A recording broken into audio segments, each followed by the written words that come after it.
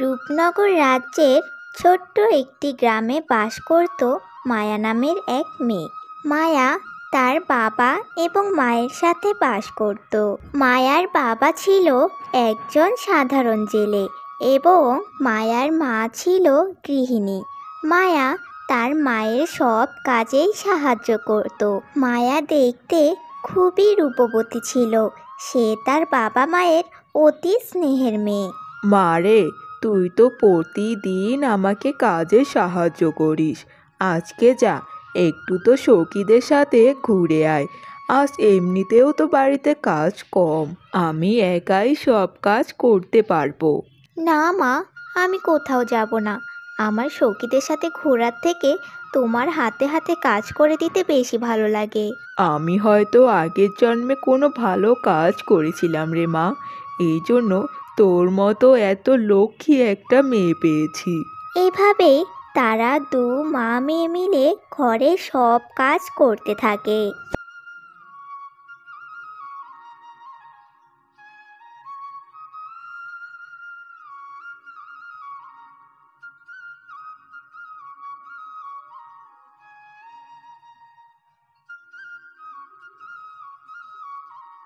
কই মা মায়া, কোথায় তুই?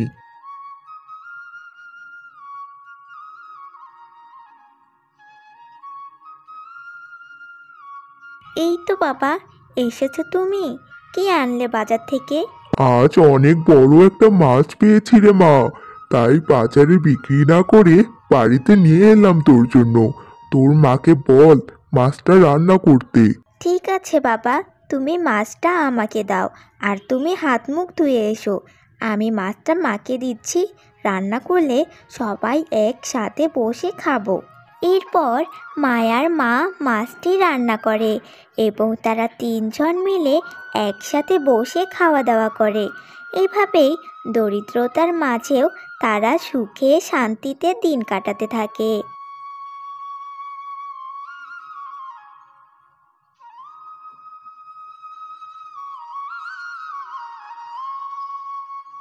অন্যদিকে রূপনগর রাজ্যের রাজকুমার ছিল অধীর। অধীর দেখতে খুবই সুদর্শন পুরুষ ছিল, আর তার স্বভাব চরিত্র ছিল অনেক ভালো। আশেপাশের রাজ্যের রাজকুমারীরা রূপনগর রাজ্যের রাজকুমার অধীরকে বিয়ে করার জন্য অধীর আগ্রহে অপেক্ষা করত। বিভিন্ন রাজ্য থেকে রাজকুমারের জন্য বিয়ের প্রস্তাব আসতে থাকে, কিন্তু রাজকুমার কাউকেই পছন্দ করতেন না।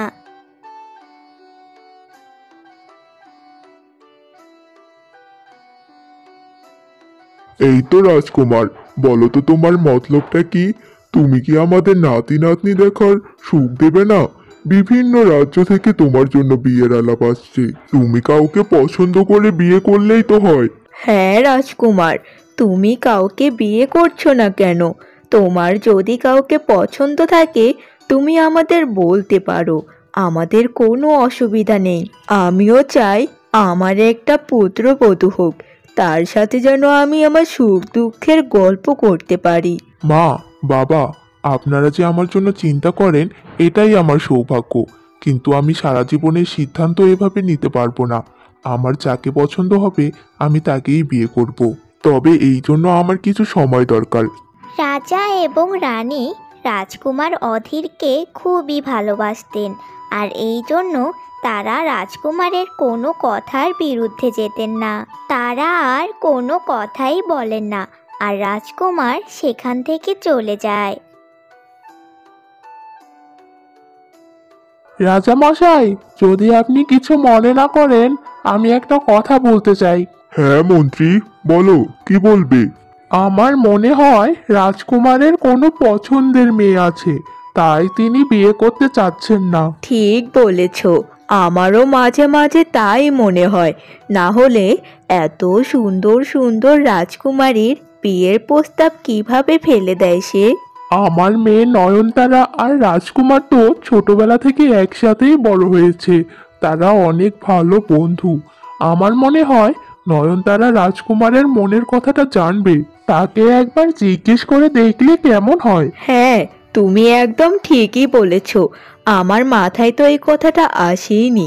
রাজামশাই, এমন কি হতে পারে যে আমাদের রাজকুমার তার ছোটবেলার বন্ধু নয়নতারাকেই পছন্দ করে? এটা হলে তো বেশ ভালোই হয়। আমার সব থেকে প্রিয় মন্ত্রীর মেয়ে নয়নতারা, আর নয়নতারা তো মেয়ে হিসেবে অনেক ভালো। কিন্তু রাজকুমার মুখ ফুটে কিছু না বললে তো আমরাও কিছু করতে পারছি না। ছোট মুখে বড় কথা বলছি। মহারাজ, আমার মনে হয় আপনারা যদি রাজকুমারকে বলেন তাহলে সে না করতে পারবে না। হয়তো সে লজ্জায় বলতে পারছে না। ঠিক আছে মন্ত্রী, আমি তোমার এই প্রস্তাবটা ভেবেচিন্তে দেখব। এরপর মন্ত্রী সেখান থেকে চলে আসে।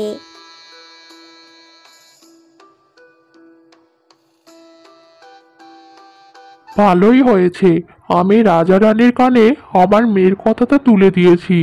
এবার শুধু আমার মেয়ের এই রাজ্যের রানী হওয়ার পালা। এরপর রাজ্যের সব ক্ষমতা আমার হাতে চলে আসবে। যে করেই হোক, আমি আমার মেয়েকে রাজকুমারের সাথে বিয়ে দিয়েই ছাড়বো।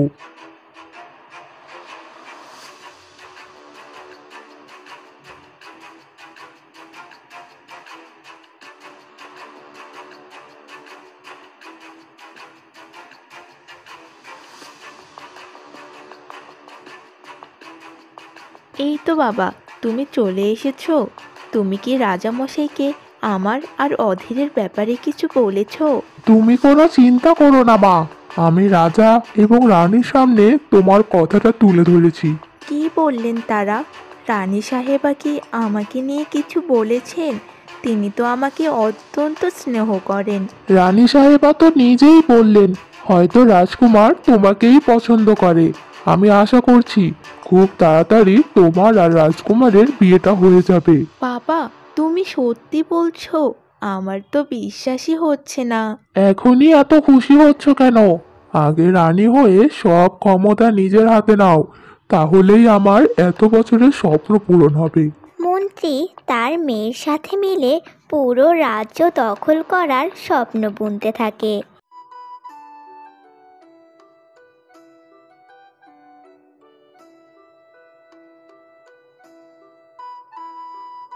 বাবা, আজকে আমি রাজ্য ভ্রমণে বেরোতে চাচ্ছি। এ তো বেশ ভালো কথা। আমার পুত্র রাজ্য ভ্রমণে বেরোবে। ঠিক আছে, আমি কিছু সিপাহীদের তোমার সাথে পাঠাচ্ছি। না বাবা, আমি আজ একাই রাজ্য ভ্রমণে বেরোবো। আমার সাথে কোনো সিপাহী নেব না। তুমি রাজকুমার হয়ে কিভাবে একা রাজ্য ভ্রমণে বেরোবে? এটা তোমার জন্য মোটেও ঠিক হবে না। তুমি জানো প্রাসাদের বাইরে কত শত্রু অপেক্ষা করছে? বাবা, আজ আমি কোনো রাজকুমার হয়ে রাজ্য ভ্রমণে বেরোবো না। অতি সাধারণ মানুষ হিসেবে আমি বেরোবো। তুমি কোনো চিন্তা করো না, আমার কোনো বিপদ হবে না। আর তোমার পুত্র একজন সাহসী যোদ্ধা, সেটা নিশ্চয়ই ভুলে যাওনি। এরপর রাজকুমার অধীর তার পিতার কাছে অনুমতি নিয়ে রাজ্য ভ্রমণের জন্য বের হয়। এরপর রাজকুমার রাজকীয় পোশাক ছেড়ে এক সাধারণ পোশাক পরে বের হয়ে যান। কি নয়নতারা, যাচ্ছ কোথায় এত তাড়াহুড়ো করে? কে তুমি? আর তোমার সাহস কি করে হয় আমার সাথে এভাবে কথা বলার? একজন সাধারণ সিপাহী হয়ে তুমি আমার নাম ধরে ডাকছো? তুমি জানো আমি কে? ও মা, জানবো না কেন? তুমি তো নয়নতারা, আমাদের মন্ত্রী সাহেবের মেয়ে। তুমি আবার আমার নাম ধরে ডাকছো? এমন ভাব করছো যেন তুমি রাজকুমার। এবারের মতো ক্ষমা করে দিলাম। এরপর কখনোই আমার নাম ধরে ডাকার মতো সাহস করবে না। যথাজ্ঞা সাহেবা, আমারই ভুল হয়েছে। এক টুকরো পোশাকের কি মূল্য? আজ আমি রাজ পোশাকে নেই বলে আমার ছোটবেলার বন্ধু আমাকে চিনতে পারলো না। এরপর রাজকুমার সেখান থেকে বেরিয়ে চলে যায়।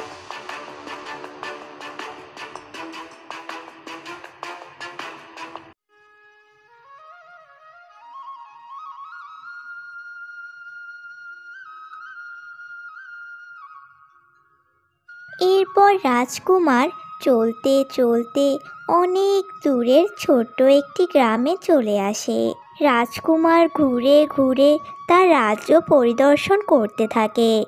রাজকুমার হাঁটতে হাঁটতে ক্লান্ত হয়ে নদীর পাড়ের এক গাছের নিচে বসে পড়ে। জায়গাটা কি শান্ত, এখানে বসে একটু বিশ্রাম নেওয়া যাক। তারপর না হয় রাজ্য ভ্রমণে আবার বেরিয়ে পড়বো। হঠাৎ রাজকুমার দেখতে পায় নদীর পাড়ে একটা মেয়ে বসে বসে গান গাইছে। মেয়েটির মুখ স্পষ্ট দেখা যাচ্ছে না, কিন্তু তার গলার আওয়াজ ভারী মিষ্টি ছিল। বাহ, কি মিষ্টি গলা! মেয়েটা ভারী সুন্দর গান গায়। আমি যদি আরেকটু সামনে গিয়ে মেয়েটার মুখটা দেখতে পারতাম, আর যদি তার সাথে একটু কথা বলতে পারতাম। এমন সময় রাজকুমার দেখতে পায় একজন লোক সেখানে চলে এসেছে। মায়া, কই রে মায়া, জলদি চলে আয়, সন্ধ্যা হয়ে গেছে তো, এবার বাড়িতে চল। হ্যাঁ বাবা, চলো।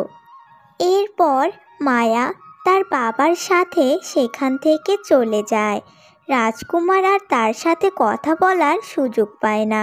মায়া, কি মিষ্টি একটা নাম! মায়া, তোমার গলার সুরটা যেমন মিষ্টি, তেমনি তোমার নামটাও অনেক সুন্দর। এরপর রাজকুমার সেই গাছের নিচে বসে কিছুক্ষণ বিশ্রাম করেন এবং সেদিন আর রাজ্য ভ্রমণে না গিয়ে সোজা রাজপ্রাসাদে চলে আসেন।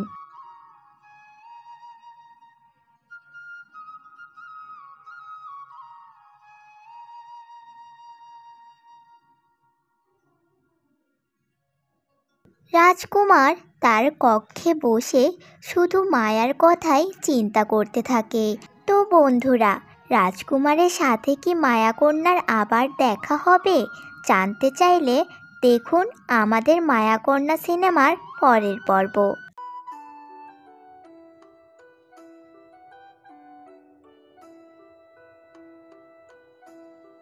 রাজকুমার অধীর অনেক ভোরে ঘুম থেকে উঠে যায় এবং সে বাগানে হাঁটতে বেরোয়। সে বাগানে যাওয়ার পথে দেখতে পায় রাজামশাই তার সামনে দাঁড়িয়ে আছেন। সুপ্রভাত রাজকুমার, তুমি এত তাড়াতাড়ি ঘুম থেকে উঠে যাবে সেটা তো আমি ভাবিনি। কি হয়েছে, সবকিছু ঠিকঠাক আছে তো? না বাবা, সবকিছু ঠিকঠাকই আছে, তবে আজ আমার একটু ঘুমের সমস্যা হচ্ছিল, তাই তাড়াতাড়ি উঠে গেছি। তাই ভাবলাম যদি বাইরে বাগানে একটু হাঁটলে ভালো লাগে। ঠিকই বলেছ তুমি, চলো আমিও বেরিয়েছি হাঁটার জন্য, আমরা দুজন মিলে একসাথে বাগানে হাঁটবো। এরপর রাজা এবং রাজকুমার অধীর দুজনে বাগানে হাঁটতে যায়। রাজকুমার, তোমাকে একটা কথা জিজ্ঞেস করার ছিল। হ্যাঁ বাবা, বলুন। আমাকে কিছু জিজ্ঞেস করতে কি আপনার অনুমতি নিতে হবে? আপনি বলেই ফেলুন। হ্যাঁ, অনুমতি নিতে হবে না, কিন্তু জিনিসটা আসলে তোমার ব্যাপারে। তুমি বড় হয়েছো, এখন তোমাকে না জানিয়ে তো আমরা কিচ্ছু করতে পারি না। তোমারও একটা মতামত তৈরি হয়েছে। বাবা, আপনি যদি এই সকাল সকাল আমার বিয়ের কথা বলেন, তাহলে কিন্তু আমার একদমই ভালো লাগবে না। আমি এসেছি এই শান্ত নিরিবিলি পরিবেশে একটু ঠান্ডা হাওয়া খেতে। আহা, আমার কথাটা আগে শোনো, তারপর না হয় বলো। আমি তোমাকে তোমার বিয়ে নিয়ে কিছুই বলবো না, আমি তো শুধু একটা কথাই জানতে চাচ্ছি। নয়নতারা তো তোমার ছোটবেলার বন্ধু, তো তোমার কি মনে হয় মেয়েটা কেমন? বাবা, এটা কেমন কথা বলছো? নয়নতারাকে আমি যতদিন ধরে চিনি, তোমরাও তো তাকে ততদিন ধরেই চেনো। সে তো আমাদের মন্ত্রীর মেয়ে। নয়নতারা তো মেয়ে হিসেবে অনেক ভালো, আমার অনেক ভালো বন্ধুও। আচ্ছা আচ্ছা, তোমার নয়নতারাকে অনেক পছন্দ, তাই তো? নয়নতারা সব থেকে ভালো বন্ধু, কিন্তু হঠাৎ নয়নতারার কথা কেন বলছো? না না, তেমন কোনো বিশেষ কারণ নেই, এমনি মনে হলো তাই জিজ্ঞেস করলাম। আচ্ছা চলো, আমরা এবার প্রাসাদে ফিরে যাই, রানী হয়তো আমাদের জন্য নাস্তা তৈরি করে ফেলেছে।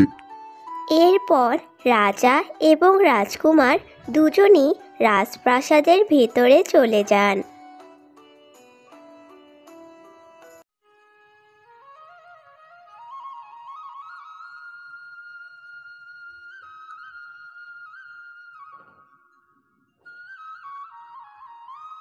অন্যদিকে মায়া খুব ভোরে ঘুম থেকে উঠে তার মায়ের সাথে কাজে সাহায্য করে।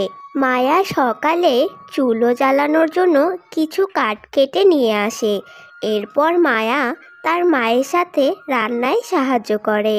মায়া এবং তার মা রান্না শেষ করতেই মায়ার বাবা সেখানে চলে আসে। শোনো, আজ আমি তাড়াতাড়ি নদীতে যাব, আজ হলো পূর্ণিমা, আজকে অনেক ভালো ভালো মাছ জোয়ারের টানে নদীর পাড়ে আসবে। আমি তাড়াতাড়ি না গেলে অন্য মাঝিরা সব মাছ ধরে ফেলবে। তুমি আমার খাবারটা পাঠিয়ে দিও মেয়েকে দিয়ে। আমি এখন গেলাম, খাওয়ার সময় নেই।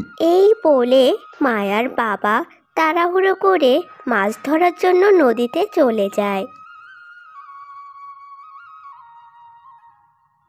মারে, তুই এক কাজ কর, এখন খেয়ে নে, তারপর আমি তোর বাবার জন্য খাবার বেড়ে দিচ্ছি।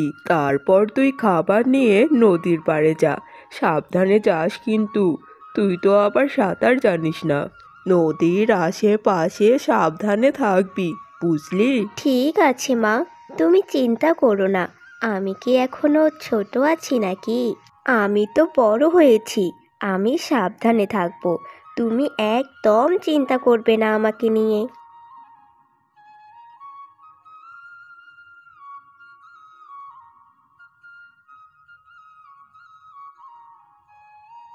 এরপর মায়া খাবার খাওয়া শেষ করে তার বাবার জন্য কিছু খাবার নিয়ে নদীর পাড়ে যেতে থাকে।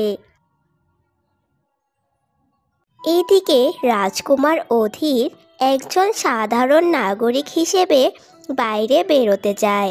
এমন সময় কি করছো কি রাজকুমার? তুমি আবারও এরকম সাধারণ পোশাকে বাইরে যাচ্ছ? আমি তোমাকে না করেছি, এভাবে বাইরে যাবে না। মা, তুমি চিন্তা করো না, আমি তো বেশি দূরে যাব না, আমি শুধু এই পাশের গ্রামেই যাব। তুমি জানো ভালো করে তোমার এই স্বভাবটা আমার একদমই পছন্দ না। আমি যেটা বলি তুমি কখনোই শোনো না। তোমার যা ভালো লাগে তুমি তাই করো। মা, এবারের মতো যেতে দাও। এরপর যেতে হলে আমি অবশ্যই আমার রাজকীয় পোশাক পরে সিপাহীদের সাথে নিয়েই যাব। আর মা, আমার রাজকুমার হিসেবে বাইরে ঘুরতে ভালো লাগে না। রানী এবং রাজকুমার কথা বলছিলেন। এমন সময় রাজা সেখানে আসেন। কি হয়েছে? তোমরা মা ছেলে মিলে কি নিয়ে তর্ক করছো? আমাকেও একটু বলো, আমিও যোগ দেই। দেখুন, আপনার ছেলে আবারও সাধারণ নাগরিকের পোশাক পরে বাইরে যাচ্ছে। তাকে একটু বোঝান, এটা কত বিপজ্জনক। হ্যাঁ রাজকুমার, তোমার মা তো ঠিকই বলেছে। এই বয়সে আমাদের তো তোমাকে নিয়ে চিন্তা হবেই। তুমি কোথায় প্রাসাদে থাকবে, ঘোরাফেরা করবে তা না, তুমি সাধারণ নাগরিকের পোশাক পরে বাইরে বাইরে ঘুরে বেড়াও। এটা কেমন স্বভাব হলো তোমার? বাবা শোনো, আমি তো শুধু শুধু এভাবে বাইরে ঘুরে বেড়াই না। তোমার পরে রাজত্বটা কে দেখবে বলো? আমাকেই তো দেখতে হবে। আমি এখন প্রজাদের মাঝে গিয়ে দেখতে চাই তাদের কিসের অভাব, আমি কি করলে একজন ভালো রাজা হতে পারবো। তাই আমি সাধারণ নাগরিক হিসেবে ঘুরে বেড়াই। আমি যতদূর জানি তুমি আমাকে বলেছিলে তুমিও রাজা হওয়ার আগে এভাবেই নাগরিকদের সকল দুঃখ কষ্টের কথা জেনে নিয়েছিলে। তুমি ঠিকই বলেছ। তোমাকে তো আর এখন যুক্তিতে হারানো যাবে না। রানী, থাক, তুমি কিছুই বলো না, তাকে যেতে দাও। সে যথেষ্ট বড় হয়েছে, সে নিজেকে রক্ষা করতে পারবে। রানী রাজার কথায় মোটেও খুশি হন না। সে সেখান থেকে চলে যায়। রাজকুমার আর কোনো কথা না বলে রাজপ্রাসাদ থেকে বেরিয়ে পড়ে সেই গ্রামের উদ্দেশ্যে, যেখানে সে প্রথমবার মায়াকে দেখেছিল।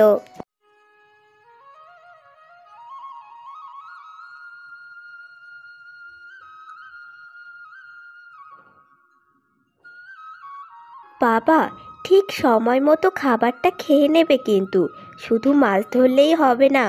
তুমি তো জানোই, তুমি অসুস্থ হয়ে গেলে আমাকে আর মাকে দেখার মতো কেউ নেই। তুই কোনো চিন্তা করিস না মা, আমি আছি তো। আর আমি ঠিক সময় খেয়ে নেব। তুই যা, বাড়িতে গিয়ে দুপুরের খাবার খেয়ে একটু ঘুমা। আর এদিক সেদিক ঘোরাঘুরি করিস না কিন্তু। ঠিক আছে বাবা, আমি এখন গেলাম। তুমিও তাড়াতাড়ি বাড়িতে ফিরে এসো, কিন্তু বেশি রাত করো না। মায়া তার বাবাকে খাবার দিয়ে তার বাড়ির পথে রওনা হয়।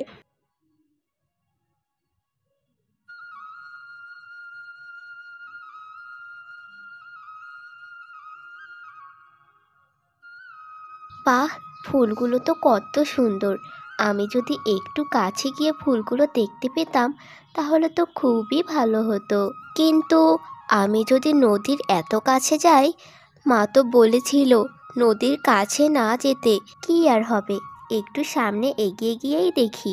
মায়া যখনই ফুলগুলো দেখার জন্য একটু সামনের দিকে যায়, তখনই পা পিছলে নদীতে পড়ে যায়।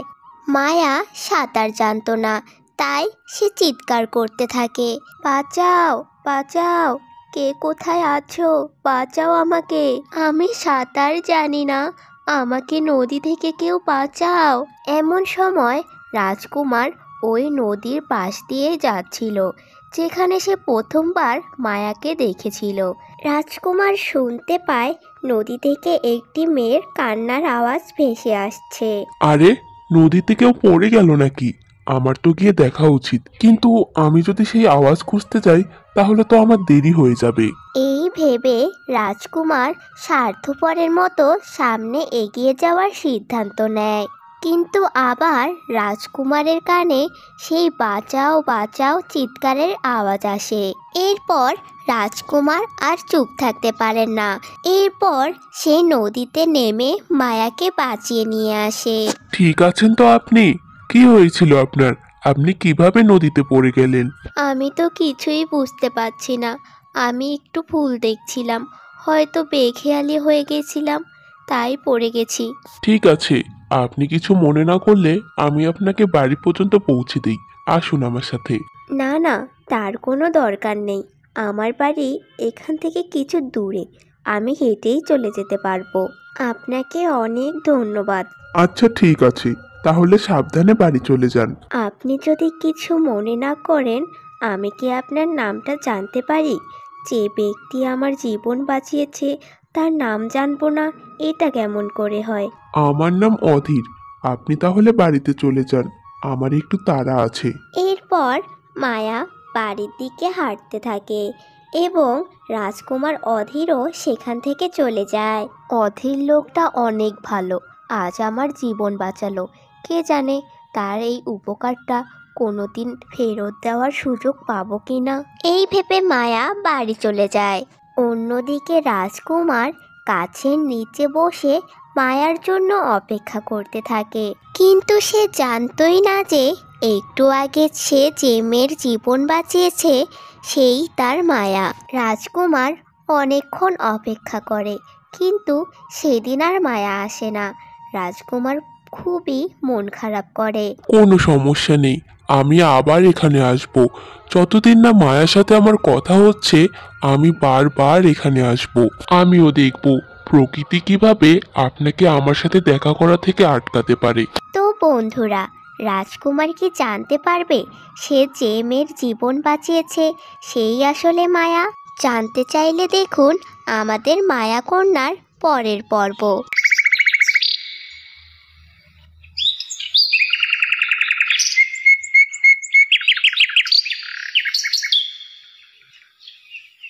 রাজকুমার প্রাসাদে ফিরে যান। রাজকুমার কিছুটা মনমরা হয়ে প্রাসাদে ঘুরে বেড়াচ্ছিলেন। হঠাৎ তার সাথে নয়নতারার দেখা হয়ে যায়। এরপর নয়নতারা রাজকুমারকে দেখে তার সাথে কথা বলতে যায়।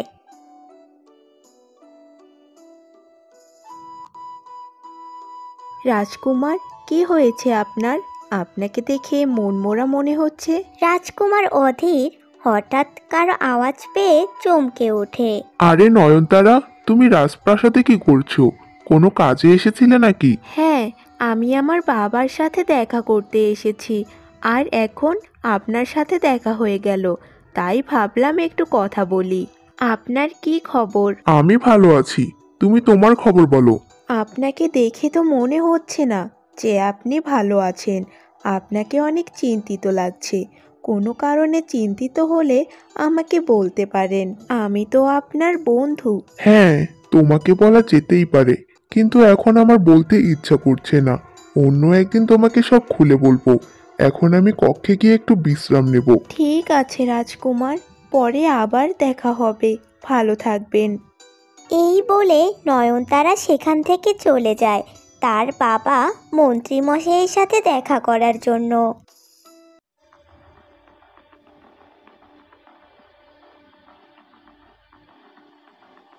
নয়নতারা তার বাবার কাছে গিয়ে বলে, বাবা, তোমার পরিকল্পনা কত দূর? আমাকে আর কতদিন অপেক্ষা করতে হবে রাজকুমারকে বিয়ে করার জন্য? চিন্তা করো না নয়নতারা, তোমার যত তারা তার থেকে বেশি তারা আমার। তুমি রানী হলে সব থেকে বেশি আমার উপকার হবে। যে কোনো মূল্যে আমি তোমাকে রানী বানিয়েই ছাড়বো। মনে হয় তোমার আরেকবার রাজামশাইয়ের সাথে কথা বলা উচিত। সে কথা আমি বলবো, তবে বারবার নিজে থেকে বলতে গেলে কেমন দেখায় না? রাজামশাই এতে সন্দেহ করতে পারেন। আমাদের এই কাজে রাজামশাই যেন কোনোভাবেই সন্দেহ করতে না পারে, সেদিকে লক্ষ্য রাখতে হবে। ঠিক কথাই বলেছ, কিন্তু আমার আর সহ্য হচ্ছে না। আমার কেন জানি মনে হচ্ছে আমরা তাড়াতাড়ি না করলে রাজকুমার অন্য কাউকে বিয়ে করে নিতে পারে। এ কি বলছো তুমি? এটা কোনোভাবেই হতে পারে না। তুমি এত বছর থেকে রাজকুমারের সাথে আছো, তুমি কেন নিজের মনের কথা রাজকুমারকে বলছো না? বাবা, আমি ভালো করেই জানি রাজকুমার আমাকে তার শুধুমাত্র একটা ভালো বন্ধুই মনে করেন। সে কখনোই আমাকে তার স্ত্রী হিসেবে পছন্দ করেননি।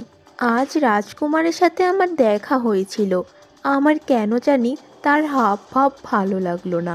এটা মোটেও ভালো খবর নয়। আমি যত তাড়াতাড়ি সম্ভব রাজামশাইয়ের সাথে কথা বলার ব্যবস্থা করছি, তুমি নিশ্চিন্তে থাকো। নয়নতারা তার বাবার থেকে বিদায় নিয়ে রাজপ্রাসাদ থেকে তার বাড়ির উদ্দেশ্যে রওনা হয়।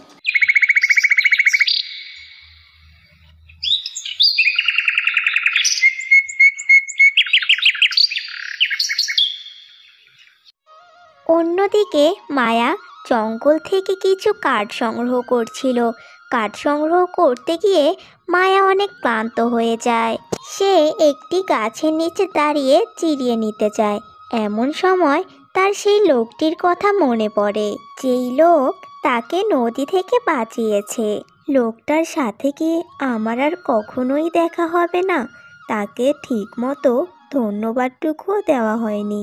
আমার তো উচিত ছিল তার ঠিকানাটা রেখে দেওয়া। মায়া আরও কিছুক্ষণ সেই গাছের ছায়ায় দাঁড়িয়ে থাকে। এরপর বাকি কাজ শেষ করে সে জঙ্গল থেকে বাড়িতে ফিরে আসে। বাড়িতে ফিরে এসেই সে তার মাকে কাজে সাহায্য করতে থাকে, কিন্তু মায়া কোনো কাজেই মন দিতে পারছিল না। মায়াকে এই অবস্থায় দেখে মায়ার মা জিজ্ঞেস করে, কি হয়েছে মা? তুই কালকে থেকে কেমন জানি অন্যমনস্ক হয়ে আছিস।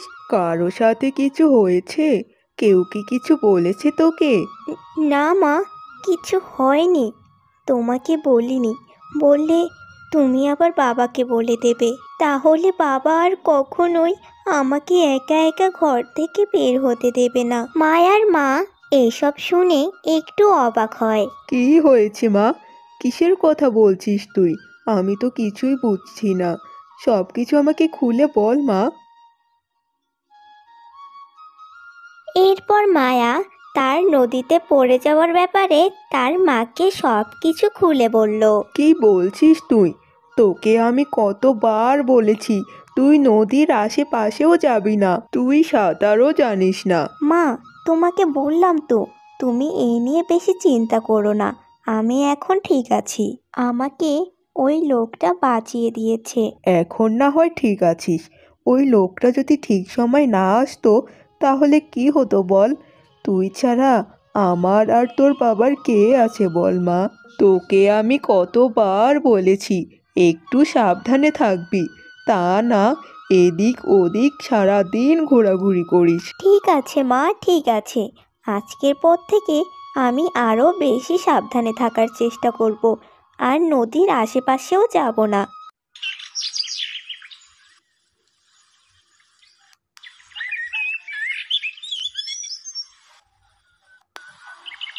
নয়নতারা যখন তার বাড়ির দিকে যাচ্ছিল, তখনই তার রানীর সাথে দেখা হয়ে যায়। আরে নয়নতারা, কতদিন পর তোমাকে প্রাসাদে দেখলাম। এদিকে এসো, আমার সাথে একটু গল্প করো। হ্যাঁ রানী সাহেবা, আজ কয়েকদিন পর রাজপ্রাসাদে এসেছি। আমার বাবার সাথে দেখা করতে এসেছিলাম, কিছু কথা ছিল। তা তো ঠিকই, তবে মাঝে মাঝে আমার সাথেও একটু দেখা করে যেও। তা কেমন আছো মা? আমি ঠিক আছি রানী সাহেবা। আপনার স্বাস্থ্যের অবস্থা কি? এই বয়সে স্বাস্থ্য আর কি, তবে আমি আমার স্বাস্থ্য নিয়ে চিন্তিত না। আমার চিন্তা হয় আমার ছেলেটাকে নিয়ে। আমার ছেলের কোনো খবর কি তুমি দিতে পারবে? হ্যাঁ, রাজকুমারের সাথে আমার কিছুক্ষণ আগেই দেখা হয়েছিল। আমরা অল্প কিছুক্ষণ গল্পও করলাম, আর রাজকুমারকে দেখে ভালো খুশিই মনে হলো। যাক, এটা একটা খুশির কথা। রাজকুমার খুশি থাকলে আমারও ভালো লাগে। ঠিক আছে, তুমি এখন বাড়িতে যাও। তোমার সাথে আবার দেখা হবে। আবার রাজপ্রাসাদে আসলে আমার সাথে দেখা করো, কেমন? এরপর নয়নতারা সেখান থেকে চলে যায়। রানী মনে মনে চিন্তা করতে থাকেন, কাল থেকে রাজকুমারকে অনেক চিন্তিত লাগছিল, কিন্তু এখন নয়নতারা বলল তার সাথে কথা বলার সময় নাকি রাজকুমার অনেক হাসি খুশি ছিল। তার মানে কি রাজকুমার আসলেই নয়নতারাকে পছন্দ করে? আমার কি এই বিষয়টা নিয়ে রাজার সাথে কথা বলা উচিত? রানী বুঝতেই পারে না নয়নতারা তাকে মিথ্যে কথা বলে গেছে। নয়নতারার সাথে কথা বলার সময় রাজকুমার একদমই হাসি খুশি ছিল না। রাজকুমার তখনও চিন্তিতই ছিল। রানী বিশ্বাস করতে শুরু করে রাজকুমার মন্ত্রীর মেয়ে নয়নতারাকে পছন্দ করে। তাই রানী নয়নতারার সাথেই রাজকুমারের বিয়ে দেওয়ার পরিকল্পনা করা শুরু করে।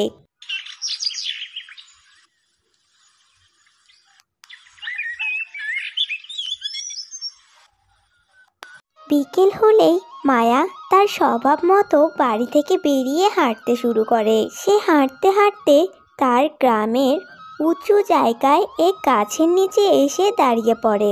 সেখানে দাঁড়িয়ে সে তার গ্রামের দৃশ্য দেখতে থাকে। চারপাশে বিকেলের এক সুন্দর পরিবেশ বিরাজ করছিল। সূর্য ডুববে এমন একটা সময় হঠাৎ করে মায়া দেখতে পায় এক বৃদ্ধ মহিলা তার দিকেই এগিয়ে আসছে। তুমি কি আমাকে একটু সাহায্য করতে পারবে? আমি এখান থেকে পাশের গ্রামে যাব, কিন্তু তোমাদের এই গ্রাম থেকে বের হওয়ার রাস্তাটাই খুঁজে পাচ্ছি না। আপনি ভুল পথে এসেছেন। এখান থেকে উল্টো পথে গেলেই আপনি অন্য গ্রামে যাওয়ার রাস্তা খুঁজে পাবেন। এই রাস্তা ধরে সোজা যাবেন, কোথাও কোনো মোড় নেবেন না, তাহলেই পাশের গ্রামে পৌঁছে যাবেন। তোমাকে ধন্যবাদ। তবে তোমার নাম কি মা? আমার নাম মায়া, আমি এই গ্রামেই থাকি। মায়া, ঠিক আছে। তুমি কি ভালো আছো এখানে? হ্যাঁ, আমি ভালো আছি, কিন্তু আপনি হঠাৎ আমাকে এই কথা কেন জিজ্ঞেস করলেন? আর আমি কি আপনাকে চিনি? সে কিছু না মা, সে কিছু না। আমি এখন চলি তাহলে। এরপর মহিলাটি আর কিছু না বলে হাঁটতে শুরু করে। হঠাৎ মায়া লক্ষ্য করে বৃদ্ধ মহিলাটি ধীরে ধীরে অদৃশ্য হয়ে যায়। তাকে আর দেখতে পাওয়া যাচ্ছে না। এই দৃশ্য দেখে মায়া ভীষণ অবাক হয়। মায়া বুঝতেই পারে না সেই বৃদ্ধ মহিলাটি কিভাবে অদৃশ্য হয়ে গেল। আরে, আমি তো এইমাত্র ওই বৃদ্ধ মহিলাটিকে এদিকে যেতে দেখলাম। হঠাৎ করে সে কোথায় হারিয়ে গেল? পুরো মহিলাটা কি কোনো জাদুকর নাকি খারাপ লোক? কিছুই তো বুঝতে পারছি না। আমার দ্রুত বাড়ি চলে যাওয়া উচিত। মায়া আর দেরি না করে খুব দ্রুত বাড়িতে চলে যায় এবং এ ব্যাপারে সে আর কাউকে কিচ্ছুটি বলে না। অন্যদিকে মন্ত্রী আবারও রাজামশাইয়ের কাছে যায়। এসো মন্ত্রী, এসো। তোমার সাথে আমার কিছু গুরুত্বপূর্ণ কথা ছিল, কিন্তু সেসব পরে। আগে আমি আমার ছেলের বিষয়ে কথা বলতে চাই। রাজামশাই, আপনি তো আমার মনের কথাই বলে দিলেন। আমিও রাজকুমারের সম্পর্কে কিছু কথা বলতে এসেছিলাম। তাই নাকি? তাহলে তো খুব ভালো কথা। তুমি আগে বলো তোমার কথা, আমি না হয় পরে বলছি। আমার মনে হয় রাজকুমার যেভাবে বাইরে বাইরে ঘুরে বেড়াচ্ছে সেটা তার জন্য খুবই বিপজ্জনক, আর তাকে এ পথ থেকে যেভাবেই হোক আটকাতেই হবে। সেটা আসলেই চিন্তার বিষয়, কিন্তু কিভাবে আটকাবো বলো? কোনো কিছুই তো আমার মাথায় আসছে না। আমার মনে হয় বিয়ে হলেই তারই সবকিছুই ঠিক হয়ে যাবে। সংসার হবে, দায়িত্ব হবে, ছেলে ঘরে থাকাও শিখে যাবে। এই চিন্তা তো আমার মাথায় আগে থেকেই ছিল, আর তুমি যবে থেকে নয়নতারার কথা বলেছ তখন থেকেই আমি আর রানী নয়নতারার সাথে আমাদের ছেলের বিয়ে দেওয়ার কথাই চিন্তা করছি। তোমার আপত্তি না থাকলে আমরা নয়নতারার সাথে রাজকুমারের বিয়েটা খুব তাড়াতাড়ি সম্পূর্ণ করতে চাই। এ তো অনেক সৌভাগ্যের কথা। আমার কেন আপত্তি থাকতে যাবে? রাজকুমারের মতো এত ভালো ছেলে আমার মেয়ে নয়নতারার জন্য হতেই পারে না। মন্ত্রী মনে মনে অনেক খুশি হয়, আর রাজামশাইও খুশি হন এটা ভেবে যে তার ছেলের বিয়ে ঠিক হতে চলেছে। তো বন্ধুরা, কে ছিল মায়ার সাথে দেখা করা সেই বৃদ্ধ মহিলা? সে কি কোনো পরী ছিল, নাকি কোনো খারাপ জাদুকর? আর রাজকুমার কি নয়নতারাকেই বিয়ে করবে তার বাবা মায়ের কথা মতো? জানতে চাইলে দেখুন আমাদের মায়াকন্যার পরের পর্ব।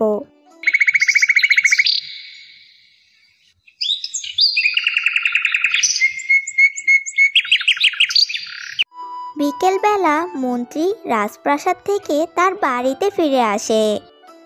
মন্ত্রীকে দেখে তার মেয়ে নয়নতারা এগিয়ে এসে জিজ্ঞেস করে, বাবা, তুমি কি কিছু বলেছ রাজামশাইকে? উনি কি আমার সম্পর্কে কিছু বলেছেন? হ্যাঁ মা, হ্যাঁ, শান্ত হয়ে বসো, সব বলছি। আমার যে আর তর সইছে না বাবা। তুমি জানো, আজকে আসার সময় রানী সাহেবার সাথে দেখা হয়েছিল। উনি তো আমার অনেক প্রশংসা করলেন। এটা তো অনেক ভালো কথা। আমিও রাজামশাইয়ের কানে তোমার কথা আরেকবার তুলেছি। রাজামশাই বললেন তিনি রাজকুমার এবং তোমার বিয়েটা খুব তাড়াতাড়ি সম্পন্ন করতে চান। নয়নতারা এই কথা শুনে অনেক খুশি হয় এবং সে তার ঘরে চলে যায়। অন্যদিকে রাজা এবং রানী একসাথে গল্প করছেন। রানী রাজাকে বলেন, শুনুন রাজামশাই, আমার কাছে একটা সুখবর আছে। আমি বুঝতে পেরেছি রাজকুমার আসলেই নয়নতারাকে পছন্দ করে। আরে, এ কথা তুমি কি করে জানলে? বলো আমাকে। আমিও ইঙ্গিত পাচ্ছি রাজকুমারের পছন্দ নিয়ে। আজ আমার নয়নতারার সাথে দেখা হয়েছিল। আমি এমনিতেই জিজ্ঞেস করলাম রাজকুমারের খবর কি। সে আমাকে বলল রাজকুমার তার সাথে গল্পগুজব করেছে এবং হাসি ঠাট্টাও নাকি করেছে। আমি তো রাজকুমারকে বেশ কয়েকদিন থেকে দেখছি। সে সব সময় মন মরা হয়ে থাকে। যেহেতু আমাদের সাথে তাকে হাসতে দেখিনি, কিন্তু নয়নতারার সাথে ঠিকই হাসছিল। তার মানে অবশ্যই আমাদের ছেলে মনে মনে নয়নতারাকে অনেক বেশি পছন্দ করে। তুমি ঠিকই বলেছ। মন্ত্রী আমার কাছে এসেছিল। মন্ত্রীর সাথে কথা বলে যা বুঝলাম, তাদেরও কোনো আপত্তি নেই। আর আমিও চাইছি আমার রাজকুমারের বিয়েটা খুব তাড়াতাড়ি হয়ে যাক। হ্যাঁ, যা বলেছেন। এমনিতেই ছেলেটা বারবার রাজ্যের সাধারণ নাগরিকের বেশে ঘুরে বেড়ায়। এতে আমার খুবই চিন্তা হয়। রাজ্যের ভার মাথায় এলে ছেলেটা যদি আমার ঘরমুখো হয়। তুমি এত চিন্তা করো না। চিন্তা করলে তোমার শরীর আরো খারাপ হয়ে যাবে। এখন চলো কক্ষে যাই। কাল সকালে রাজকুমারের সাথে কথা বলা যাবে। না না, রাজকুমারকে এখনো কিছু বলার দরকার নেই। সবকিছু আগে আমরা ঠিক করি, তারপর রাজকুমারকে জানাবো। এমনিতেই ছেলের মতিগতির কোনো ঠিক নেই। হয়তো লজ্জা পেয়ে আবার উল্টাপাল্টা কিছু করে বসবে। রাজা রানীর কথা মেনে নেয়। এরপর তারা তাদের কক্ষে চলে যায়।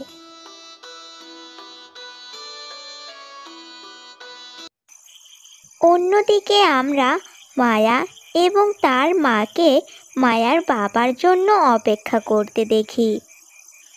অনেক রাত হয়ে গেল, এখনো তো তোর বাবা এলো না।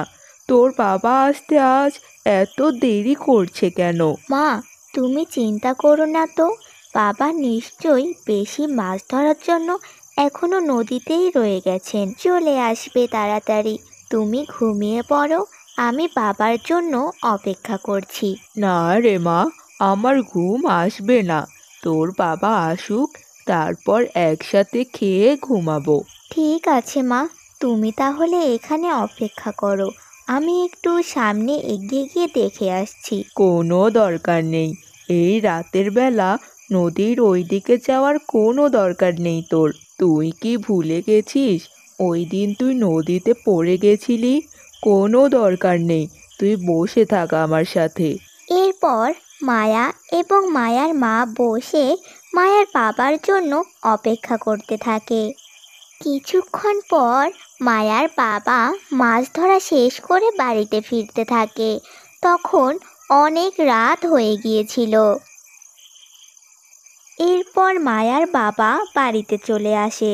বাড়ি ফিরে দেখতে পায় মায়া এবং মায়ার মা তার জন্য অপেক্ষা করছে। আরে, তোমরা দুজন এভাবে বসে আছো কেন?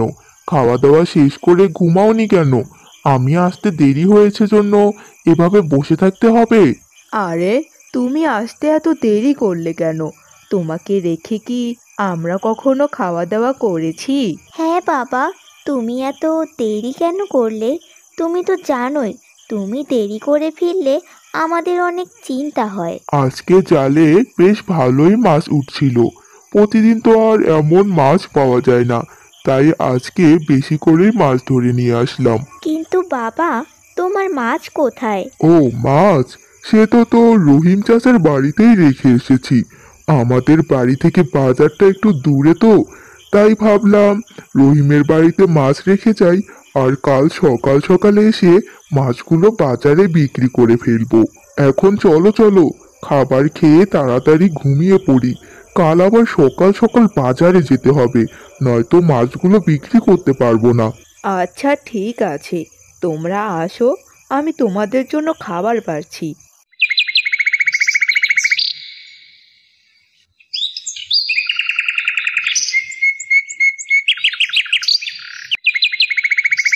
ভোর হতেই মায়ার বাবা বাজারে চলে যায় মাছ বিক্রি করতে। অন্যদিকে রাজকুমার ঘুম থেকে উঠেই সিদ্ধান্ত নিয়ে নেয়। আজ শেষবারের মতো আমি সেই নদীর পাড়ে যাব। এবারও যদি মায়ের সাথে দেখা না হয়, তাহলে বুঝে নেব মায়া আমার ভাগ্যেই ছিল না। এই ভেবে রাজকুমার সাধারণ নাগরিকের পোশাক পরে নেয়। কক্ষ থেকে বের হওয়ার আগে সে চিন্তা করতে থাকে, কিন্তু আমি তো মাকে আগেই বলেছি কাল শেষবারের মতো বাইরে বেরোবো। আজ বাইরে বেরোতে দেখলে তো মা নানান ধরনের প্রশ্ন করবেন। এর চাইতে বরং আমি পেছনের দরজা দিয়ে লুকিয়ে বের হয়ে যাই, তখন কেউ কিছু বুঝতেও পারবে না। এরপর রাজকুমার রাজা এবং রানীর প্রশ্নের জেরা থেকে মুক্তি পাওয়ার জন্য পেছনের দরজা দিয়ে লুকিয়ে বাইরে চলে যায়।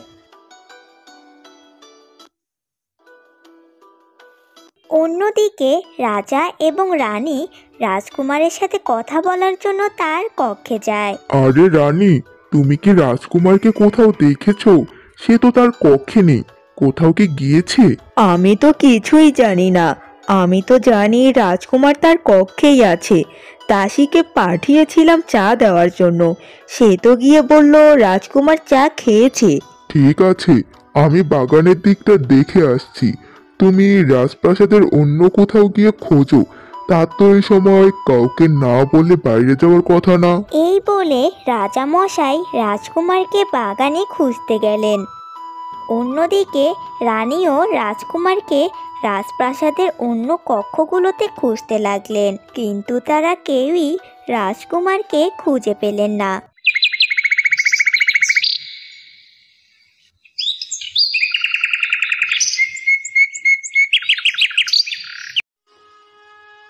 অন্যদিকে মায়ার বাবা মাছ বিক্রি করে সেই টাকা দিয়ে মায়ার জন্য একটা সুন্দর জামা কিনে নিয়ে আসে। মায়া, দেখ মা, তোর জন্য আমি কি এনেছি। কি এনেছো বাবা? আর তোমার হাতের ব্যাগটা তো দেখে মনে হচ্ছে কাপড়ের ব্যাগ। তুমি কার জন্য কাপড় এনেছো? আর কার জন্য রে মা? আমার কি 2-3টা মেয়ে আছে নাকি? আমার তো শুধু একটাই মেয়ে, আর সেটা হলে তুই।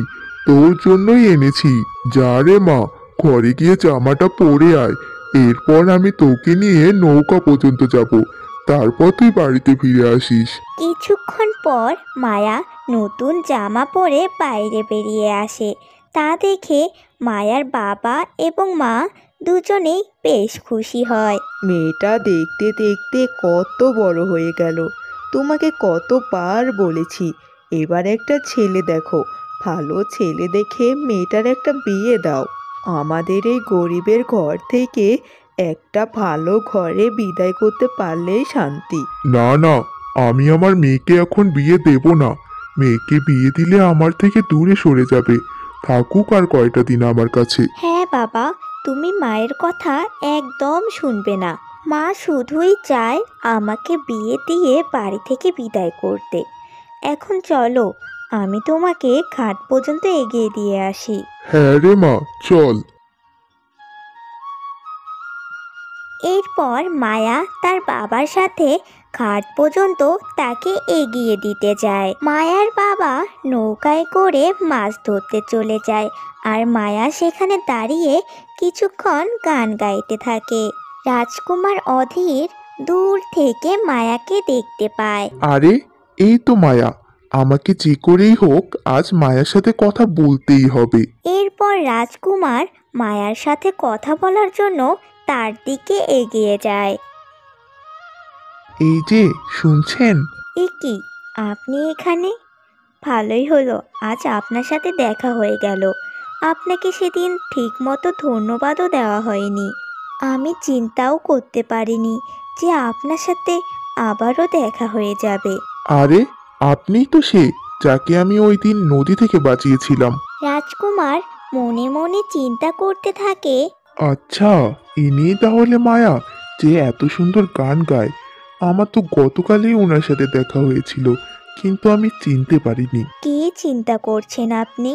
চলুন, আজকে আপনি আমার সাথে আমাদের বাড়িতে যাবেন। আমার মাকে আমি আপনার বিষয়ে সব কথাই বলেছি। মা বলেছিল আপনার সাথে দ্বিতীয়বার দেখা হলে আপনাকে যেন বাড়িতে নিয়ে যাই। সে আপনাকে আপ্যায়ন করতে চায়। ঠিক আছে, চলুন। এ তো আমার সৌভাগ্য। আর হ্যাঁ, আপনি কিন্তু অনেক ভালো গান গান। আরে, আপনি আমার গানও শুনেছেন? কি লজ্জার ব্যাপার। মায়া খুবই লজ্জা পায় এ কথা শুনে। এরপর রাজকুমার আর কোনো আপত্তি না করে মায়ার সাথে তার বাড়িতে যাওয়ার জন্য রাজি হয়। তো বন্ধুরা, মায়া কি জানতে পারবে তার জীবন যে বাঁচিয়েছিল সে কোনো সাধারণ নাগরিক নয়, বরং সে এই রাজ্যের রাজকুমার? জানতে চাইলে দেখুন আমাদের মায়াকন্যার পরের পর্ব। দেখা হচ্ছে পরের পর্বে। ধন্যবাদ।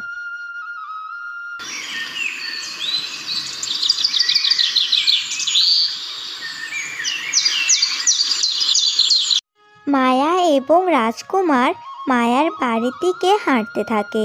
রাজকুমার জিজ্ঞেস করেন, আপনি কি এভাবে সবসময় নদীর পাড়ে এসে গান গান? না, আপনি আবার গানের কথা বলে লজ্জা দিচ্ছেন। আমি এমনিতেই গান গাই, তেমন পারি না, আর সুরও নেই। না, আপনার গান আমার খুবই ভালো লেগেছে। আর শুনে মনে হচ্ছিল কোথাও একটা বিরহের সুর পাচ্ছে। আপনার কি কোনো কারণে মন উদাসীন? কারণ আপনার গানের মাঝে এক ধরনের উদাসীনতা রয়েছে। আপনি আমার সম্পর্কে এত কিছু খেয়াল করেছেন, সেটা জেনে খুশি হলাম।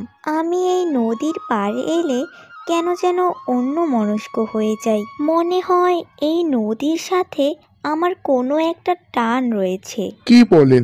যার নদীর সাথে টান আছে সে কিনা নদীতে ডুবে মরতে বসেছিল?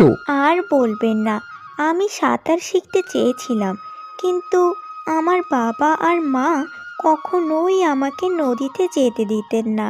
এমনকি আমি যে নদীর পাড়ে বসে গান গাই, এটা আপনি ভুলেও আমার মাকে বলবেন না। মা এসব একদমই পছন্দ করে না। আচ্ছা, ঠিক আছে, আপনি যা বলবেন তাই হবে। আপনি আর এসব নিয়ে চিন্তা করবেন না।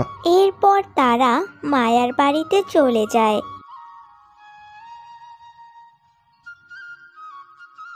অন্যদিকে রাজপ্রাসাদে রানী আর রাজা খুবই চিন্তিত হয়ে পড়েন। রাজা মশাই, কি করছেন কি আপনি?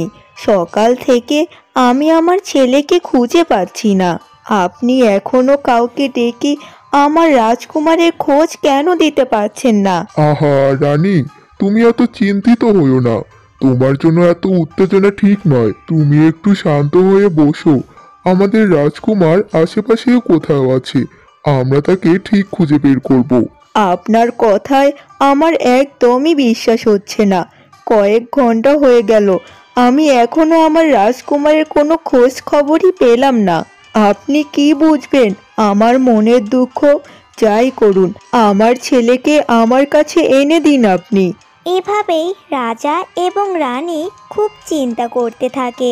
এমন সময় মন্ত্রী মশাই তাদের কক্ষে প্রবেশ করেন। মন্ত্রীকে দেখে রাজা বলেন, ভালো করেছো মন্ত্রী, তুমি চলে এসেছো। শুনেছো নিশ্চয়ই সিপাহীদের কাছে রাজকুমারকে খুঁজে পাওয়া যাচ্ছে না। তোমার কি কোনো ধারণা আছে রাজকুমার কোথায় যেতে পারে? সে কি তোমাকে কিছু বলেছে? কি বলছেন কি মহারাজ? আমি তো এই বিষয়ে কিছুই জানি না। আমি তো জানি রাজকুমার রাজপ্রাসাদেই আছে, আর আমি তো এই মাত্র প্রাসাদে এলাম। কি বলছো কি মন্ত্রী তুমি? তুমিও কিছু জানো না? আমার তো এখন অনেক চিন্তা হচ্ছে। এক কাজ করো, তুমি আমাকে নয়নতারার কাছে নিয়ে চলো। তোমরা কেউই কিচ্ছু করতে পারবে না। আমার মন বলছে নয়নতারা আমার ছেলের সম্পর্কে কোনো খোঁজ আমাকে দিতে পারবে। মন্ত্রী এবার চিন্তায় পড়ে যায়। সে জানে নয়নতারা কিছুই জানে না। আপনি কোনো চিন্তা করবেন না রানী সাহেবা। আপনি কেন কষ্ট করে যেতে যাবেন আমার বাড়িতে? আমি খবর পাঠাচ্ছি আমার মেয়েকে, সে এখনই রাজপ্রাসাদে চলে আসবে। হ্যাঁ, তাহলে তাই করো। আমার আর ভালো লাগছে না। এরপর মন্ত্রী তার বাড়ির দিকে যেতে থাকে নয়নতারাকে ডেকে আনার জন্য। নয়নতারা, মা নয়নতারা, কোথায় তুমি? একটু বাইরে বেরিয়ে এসো। নয়নতারা তার বাবার ডাক শুনে বাইরে বেরিয়ে আসে। বাবা, তুমি তো এই মাত্র রাজপ্রাসাদে গেলে, আবার ফিরে এলে। কিছু কি হয়েছে নাকি? শোনো, রাজপ্রাসাদে রাজকুমারকে খুঁজে পাওয়া যাচ্ছে না। তুমি কি এই বিষয়ে কিছু জানো? না বাবা, আমি তো এই বিষয়ে কিছুই জানি না। রাজকুমার কোথায় যাবে? যেটা চিন্তা করেছিলাম সেটাই হলো। তুমি এই বিষয়ে কিছুই জানো না, কিন্তু রানী সাহেবা তোমাকে ডেকেছে। রানী সাহেবার বিশ্বাস তুমি রাজকুমারের বিষয়ে তাকে কোনো তথ্য দিতে পারবে। এখন কি হবে? আমি তো কিছুই জানি না। যদি আমি এই কথাটা রানীকে বলে দেই, তাহলে তো আমার উপর থেকে রানীর বিশ্বাস ভেঙে যাবে। সে আর মানবে না যে আমি আর রাজকুমার একজন আরেকজনকে পছন্দ করি। এটাও ঠিক বলেছ। তুমি কোনো চিন্তা করো না। তুমি গিয়ে বলে দেবে রাজকুমার কোথায় আছে তুমি তা জানো না। কিন্তু বাবা, এটা বললে কেমন করে হবে? কোনো চিন্তা করো না। এখন যদি তুমি মিথ্যে বলো আর পরবর্তীতে যদি সেটা ধরা পড়ে, তাহলে এর থেকেও বেশি সমস্যা হবে। তুমি রাজকুমারের ব্যাপারে কিছুই জানো না, এটা বললে তেমন সমস্যা হওয়ার কথা না। এরপর নয়নতারা মন্ত্রীর সাথে রাজপ্রাসাদে যাওয়ার জন্য তৈরি হয়।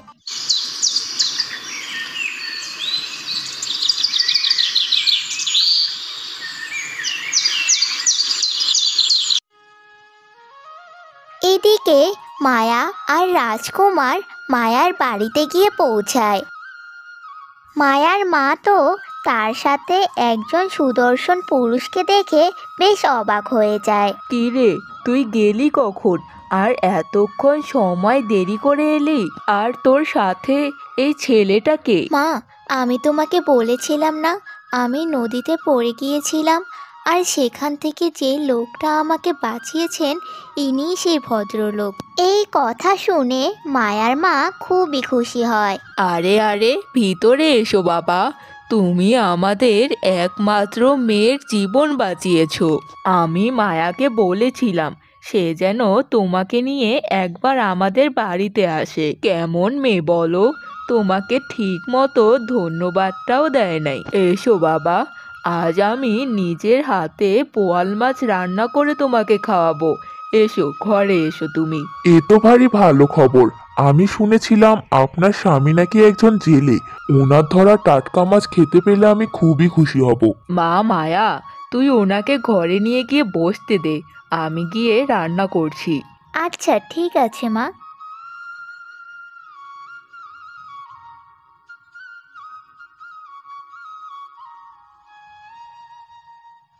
আপনি কিছু মনে করবেন না, আমাদের এই গরিব ঘরে আপনাকে জোর করে নিয়ে এলাম, কিন্তু চিন্তা করবেন না, আমার মা খুব ভালো রান্না করেন। আপনি কিন্তু আমাকে লজ্জায় ফেলছেন।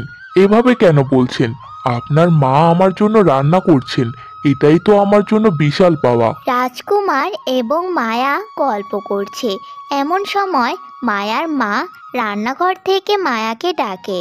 মায়া, মা মায়া, একটু রান্নাঘরে আয় তো, আমাকে একটু সাহায্য কর, রান্না তো তাড়াতাড়ি শেষ করতে হবে। আপনি কিছু মনে করবেন না, আপনি এখানে বসে একটু বিশ্রাম করুন, আমি এক্ষুনি আপনার জন্য খাবার নিয়ে আসছি।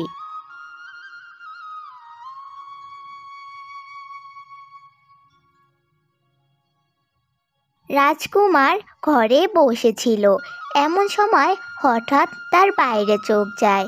সে দেখতে পায় মায়াদের বাড়ির সামনে কিছু সিপাহী দাঁড়িয়ে আছে। রাজকুমার মায়ার বাড়ি থেকে বের হয়ে সিপাহীদের কাছে যায়। সিপাহী দুজন সেখানে দাঁড়িয়ে কথা বলতে শুরু করে। শুনেছো কি হয়েছে? সকাল থেকে রাজকুমারকে খুঁজে পাওয়া যাচ্ছে না। রাজা এবং রানী এতে খুবই চিন্তিত। তার জন্যই তো আমাদের এত কাজ বেড়েছে। রাজকুমারেরও না কোনো হুঁশ জ্ঞান নেই। এখন এভাবে কাউকে না জানিয়ে কোথাও যাওয়াও ঠিক না তার। আমাদের কত কাজ এখন, পুরো রাজ্য তন্ন তন্ন করে খুঁজতে হচ্ছে। কি যে করি। হ্যাঁ চলো অন্য দিকটা খুঁজি, এখানে তো রাজকুমারকে দেখা যাচ্ছে না। রানীমায়ের না জানি কি অবস্থা। রাজকুমারের অন্তত আমাদের রানীমার কথা চিন্তা করা উচিত ছিল। রাজকুমার সিপাহীদের কথা শুনে খুবই চিন্তিত হয়ে পড়েন। আরে আমি তো ভুলেই গিয়েছিলাম, প্রাসাদে কাউকে কিছু না বলেই আমি চলে এসেছি। মা তো অনেক চিন্তা করছেন, আমার এখনই প্রাসাদে ফিরে যাওয়া উচিত। রাজকুমার চিন্তা করে সে প্রাসাদে ফিরে যাবে, এমন সময় তার মায়ার কথা মনে হয়। রাজকুমার মায়ার বাড়ির দিকে তাকিয়ে বলে, মায়া, আমাদের আবার দেখা হবে। আমাকে ক্ষমা করবেন, আমি আপনাকে না জানিয়েই চলে যেতে বাধ্য হচ্ছি। রাজকুমার আর কাউকে কিছু না বলে সেখান থেকে তার রাজপ্রাসাদে ফিরে যায়। অন্যদিকে মন্ত্রীর মেয়ে নয়নতারাও রাজপ্রাসাদে যায়। রানী নয়নতারাকে ডেকে জিজ্ঞেস করে, নয়নতারা, তুমি তো আমার ছেলের অনেক ভালো বন্ধু, তুমি বলো তো আমার রাজকুমার কোথায় গেছে? তোমাকে কি কিছু বলে গেছে? রানী সাহেবা, রাজকুমারের সাথে তো কালকের পর থেকে আমার আর দেখাই হয়নি, সে তো আমাকে কিছুই বলেনি।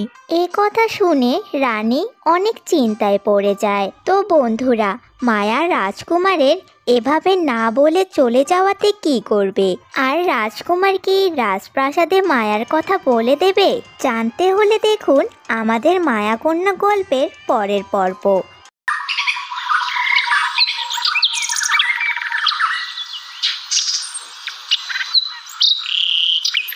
রাজকুমার অধীর কিছুক্ষণের মধ্যে রাজপ্রাসাদে চলে যায়। রাজকুমারকে দেখে রানী খুব খুশি হয়। রাজকুমার, কোথায় ছিলে তুমি? সকালে কাউকে কিছু না বলে কোথায় চলে গিয়েছিলে? তুমি জানো তোমার জন্য আমার কত চিন্তা হচ্ছিল। হ্যাঁ রাজকুমার, এটা তোমার কেমন কথা বলো? তোমার মা তোমার জন্য অস্থির হয়ে গিয়েছিল। তুমি কাউকে কিছু না বলে কোথায় গিয়েছিলে? আমাকে ক্ষমা করবেন, আমি আসলে একটা বড় ভুল করে ফেলেছি। আমি বুঝতে পারিনি যে আমার ফিরতে এত দেরি হবে, বা আপনারা আমার জন্য এত চিন্তিত থাকবেন। সেসব কথা পরে হবে, তুমি আগে বলো তুমি আবারও এই সাধারণ নাগরিকের পোশাক পরে কোথায় গিয়েছো? তুমি কি আবারও রাজ্য ঘুরতেই বেরিয়েছিলে? আপনি তাহলে বুঝেই ফেলেছেন। আমি আর কি বলবো, আমাকে ক্ষমা করে দিন। আমি আসলে আপনাদের বলে চিন্তায় ফেলতে চাইনি। আমি ভেবেছিলাম হয়তো আমার রাজপ্রাসাদে না থাকার ব্যাপারটা সবাই জানার আগেই আমি ফিরে আসব, কিন্তু আমি অত্যন্ত দুঃখিত। এমন ভুল কাজ আমি কখনোই করব না। আচ্ছা ঠিক আছে, এমন কাজ যেন আর কখনো না হয়। রানী, তুমি তোমার ঘরে গিয়ে বিশ্রাম নাও। আর রাজকুমার, তুমি ঘরে গিয়ে জামা কাপড় পাল্টে এসো। তোমার জন্য তোমার মা এখনো না খেয়ে অপেক্ষা করছে। রাজা এবং রানী সেখান থেকে চলে যায়। মন্ত্রীও তাদের পিছন পিছন সেখান থেকে চলে যায়।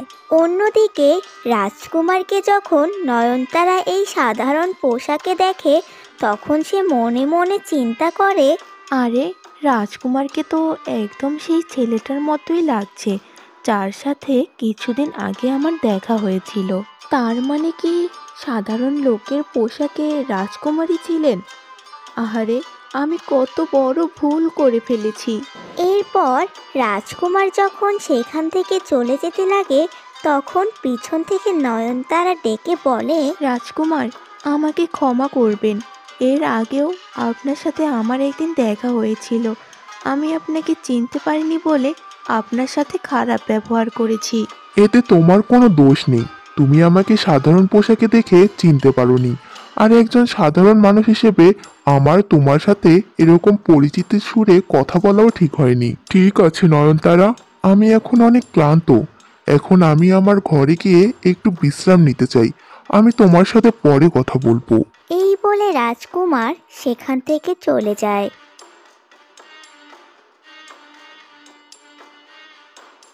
এরপর রাজকুমার তার কক্ষে গিয়ে পোশাক পরিবর্তন করে তার বাবা মার সাথে খেতে যায়।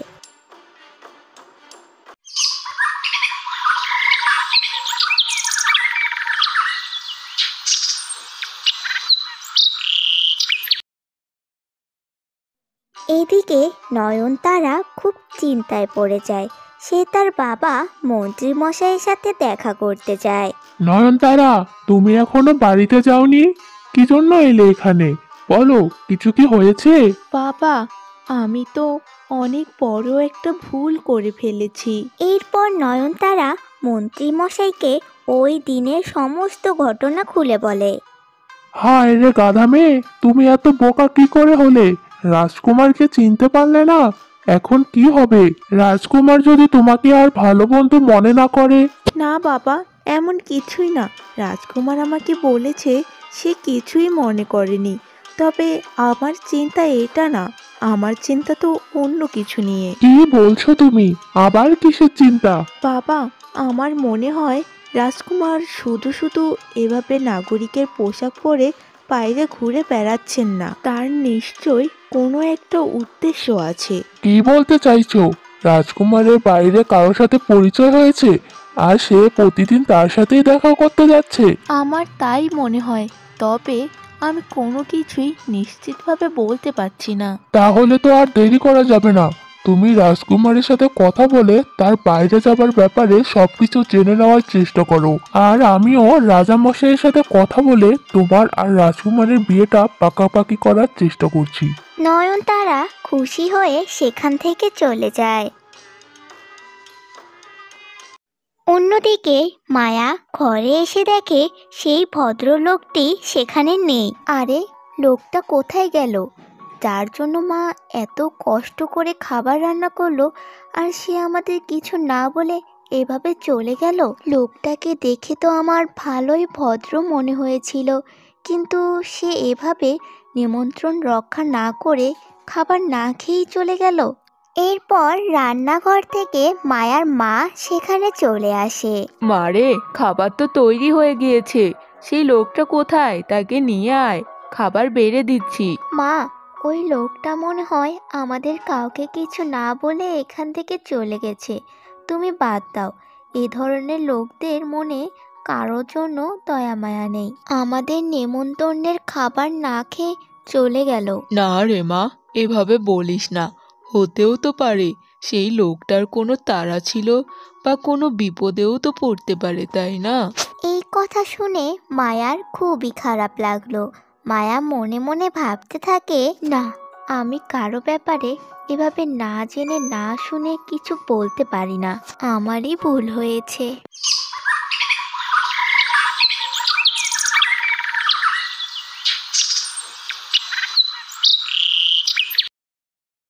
এদিকে খাবার খাওয়া শেষ করে রাজকুমার বাগানে যায়। বাগানে আগে থেকেই নয়নতারা তার জন্য অপেক্ষা করছিল। নয়নতারা, তুমি এখনো বাড়িতে যাওনি? এখনো বাগানেই বসে আছো? ভালোই হলো, অনেকদিন ধরে তোমার সাথে ঠিকমতো গল্প করা হয় না। হ্যাঁ রাজকুমার, আমিও সেটাই ভাবছিলাম। আপনার সাথে ঠিকমতো কথা হয় না অনেক দিন। আসুন আমরা একসাথে কিছুক্ষণ আগের দিনের মতো গল্প করি। এভাবেই তারা দুজন গল্প করতে থাকে। কথায় কথায় নয়নতারা বলে, রাজকুমার, আপনি কিছু মনে না করলে আমি আপনাকে একটা প্রশ্ন করতে চাই।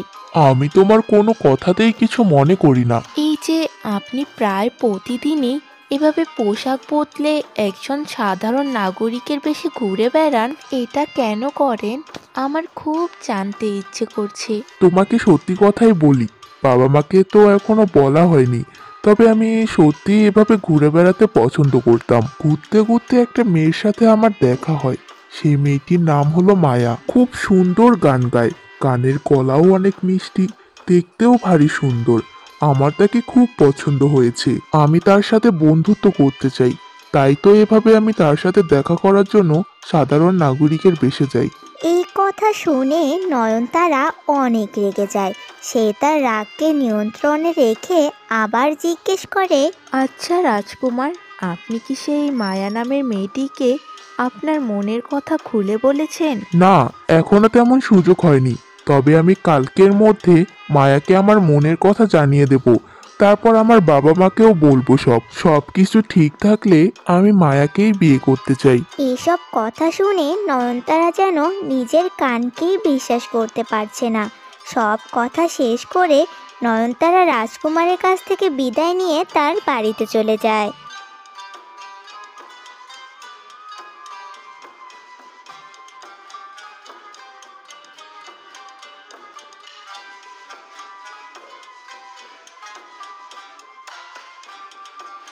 বাড়িতে ফিরেই নয়নতারা তার বাবার কাছে গিয়ে কান্না করতে করতে বলে, বাবা, আমার তো সব শেষ হয়ে গেল। রাজকুমার তো অন্য একটি মেয়েকে পছন্দ করে। এখন আমার কি হবে বাবা? কি বলছো এসব তুমি? আমি এ কাজ কখনোই হতে দেব না। আমি থাকতে রাজকুমারকে অন্য কোনো মেয়ের সাথে বিয়ে হতে আমি কখনোই দেব না। তুমি চিন্তা করো না, আমি অবশ্যই কোনো না কোনো উপায় বের করব। তুমি আমাকে কিছুদিন সময় দাও, কি করা যায় আমি তা ভেবেচিন্তে দেখছি। তুমি রাজকুমার তোমাকে কি কি বলেছে সব আমায় বলো। এরপর নয়নতারা সব কথা তার বাবাকে খুলে বলে। তো বন্ধুরা, রাজকুমার কি পারবে তার মনের কথা মায়াকে জানাতে, নাকি এর আগেই মন্ত্রী এবং নয়নতারা ষড়যন্ত্রের ফাঁদে ফেলে তাদেরকে আলাদা করে দেবে? জানতে হলে দেখুন আমাদের মায়াকন্যা গল্পের পরের পর্ব। আমি যতদূর শুনলাম বিষয়টা তেমন দূরে এগোয়নি। আমাদের এত তাড়াতাড়ি হাল ছেড়ে দেওয়া ঠিক হবে না। আর যেভাবেই হোক আমি রাজকুমারকে সেই মেয়ের সাথে দেখা করা থেকে আটকাবই। আর খুব তাড়াতাড়ি আমি তোমাদের বিয়ে দেব, তুমি মন খারাপ করো না। আমিও তাই চাই বাবা। তবে তুমি দেখো, এইসব করতে গিয়ে রাজকুমারের চোখে আমি খারাপ না হয়ে যাই যেন। আরে বোকা মেয়ে, এটা কখনোই হবে না। রাজকুমার জানতেই পারবে না আমি কি কি করেছি। আচ্ছা শোনো, তোমার একটা কাজ আছে, আর সেটা হলো তুমি সেই মেয়ের ঠিকানা খুঁজে বের করবে।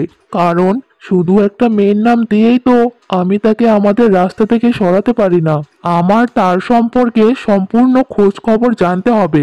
তুমি চিন্তা করো না, আমি আবারও কাল সকালে রাজপ্রাসাদে যাব। রাজকুমারের সাথে দেখা করব।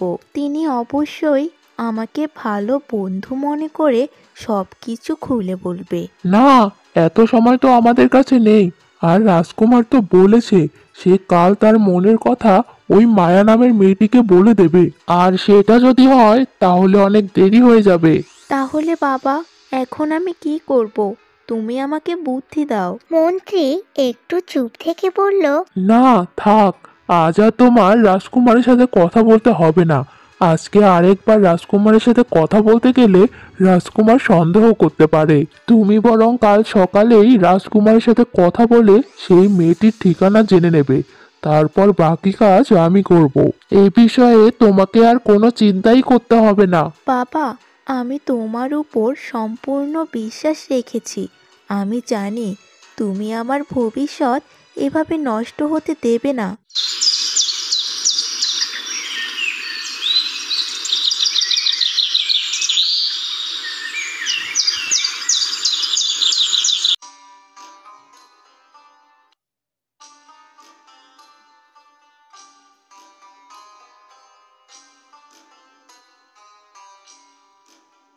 এভাবে মায়াকে কিছু না বলে হুটহাট আমার চলে আসা একদমই ঠিক হয়নি। কে জানে মায়া আমার ব্যাপারে কি ভাবছে। কাল মায়ের সাথে দেখা করে আমাকে সবকিছু খুলে বলতে হবে। কিন্তু কাল রাজপ্রাসাদ থেকে বেরোতে গেলে তো আবার সমস্যা হবে। কিছুই বুঝতে পারছি না। যেভাবে হোক মা এবং বাবাকে না বলে মায়ের সাথে দেখা করতে যেতেই হবে। একবার মায়াকে আমার মনের কথা বলে দিলে আর তার মনের কথা জানতে পারলে আমি আমার বাবা মাকে মায়ের কথা বলে দেব, আর তারপর কোনো সমস্যাই থাকবে না। এভাবেই চিন্তা করতে করতে রাজকুমার পুরো রাত কাটিয়ে দেয়।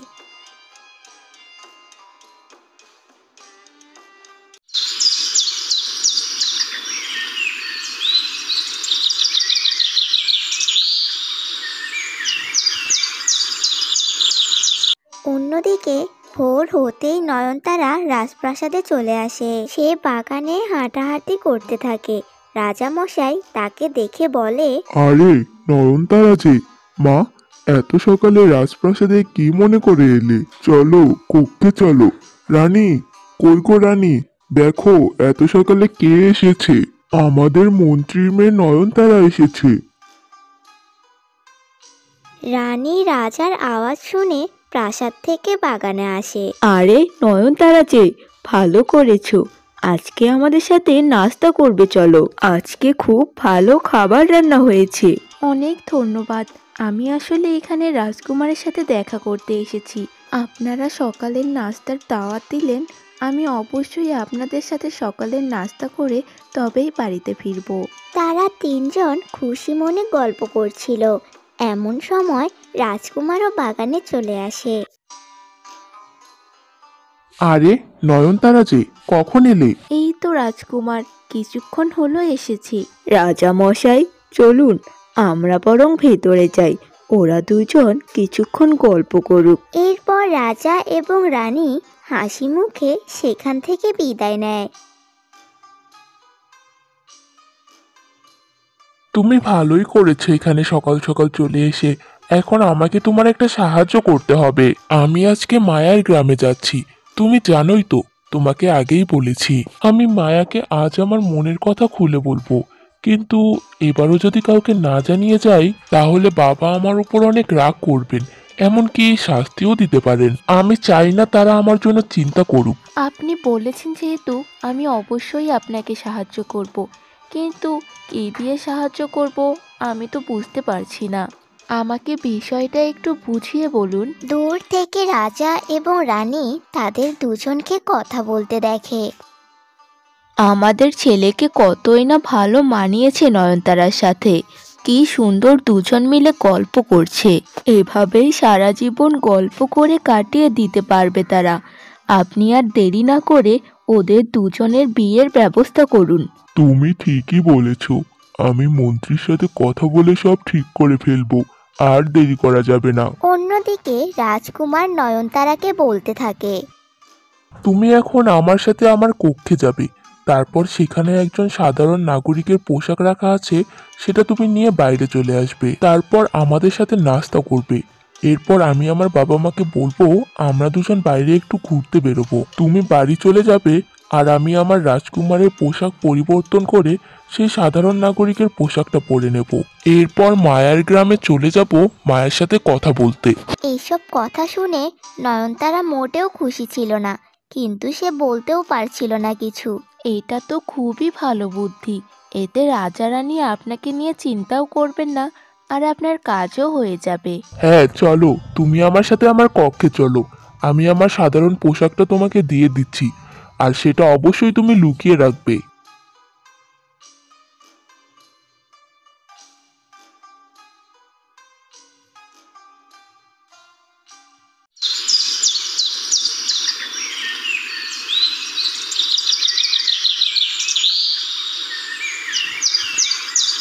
অন্যদিকে মায়া তার মা এবং বাবার সাথে বসে গল্প করছিল।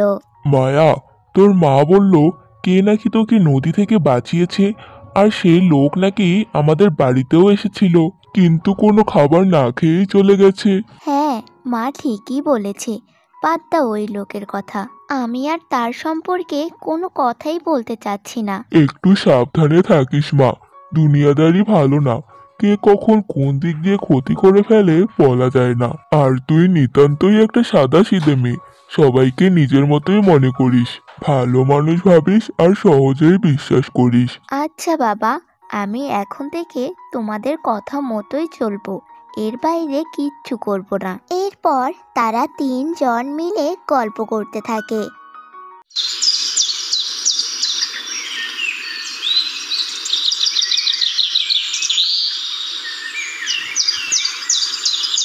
অন্যদিকে রাজকুমার যেমন পরিকল্পনা করে ঠিক তেমনটাই হয়। তারা সবাই মিলে খাওয়া শেষ করে, আর নয়নতারার হাতে রাজকুমারের সেই সাধারণ পোশাকটা থাকে, যেটা রানী এবং রাজা কেউই লক্ষ্য করে না। শুনুন মা এবং বাবা, আমি আজ নয়নতারার সাথে একটু বাইরে যাব।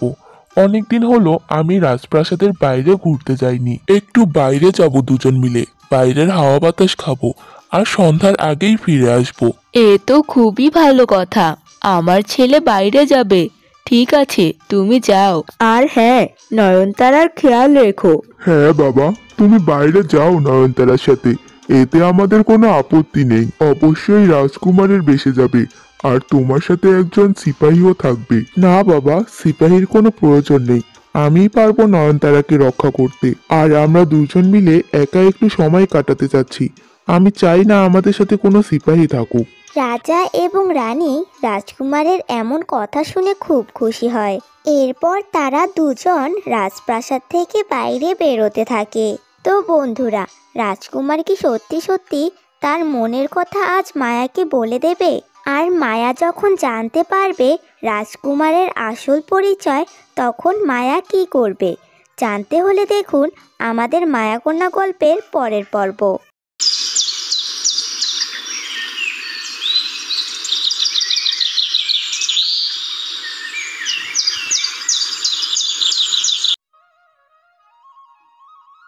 রাজকুমার এবং নয়নতারা যখন রাজপ্রাসাদ থেকে বের হয়ে হাঁটছিলেন, তখন রাজকুমার বলেন, ঠিক আছে নয়নতারা, এখন তুমি বাড়িতে যাও, আমি কাজটা শেষ করেই বাড়িতে ফিরবো, আর ফেরার পথে তোমাকে নিয়েই রাজপ্রাসাদে যাব। রাজকুমার, আপনি কিছু মনে না করলে আমিও আপনার সাথে যেতে চাই। আমি আমার সব থেকে ভালো বন্ধুর মনের মানুষটাকে দেখতে চাই। তুমি সত্যি বলছো? তাহলে তো ভালোই হয়, আমিও একটু সাহস পাবো। আর তুমি আমাকে বলে দিও কিভাবে আমি আমার মনের কথাগুলো মায়াকে বললে সে আমাকে ফিরিয়ে দেবে না। ঠিক আছে রাজকুমার, চলুন। এরপর রাজকুমার নয়নতারাকে সাথে নিয়ে রাজ্য থেকে বেরোয় এবং তারা কিছুক্ষণের মধ্যেই মায়ার গ্রামে পৌঁছে যায়। তারা দুজন নদীর ঘাটে গিয়ে দাঁড়ায়। রাজকুমার, আমি তো আশেপাশে কোনো বাড়ি ঘর কিছুই দেখতে পাচ্ছি না। তাহলে আমরা এখানে কেন দাঁড়িয়েছি? তুমি এখানে কিছুক্ষণ অপেক্ষা করো, আমি আমার পোশাক বদলে আসছি, তারপর এখানেই থাকবে। আমি মায়াকে গিয়ে এখানে নিয়ে আসার ব্যবস্থা করছি।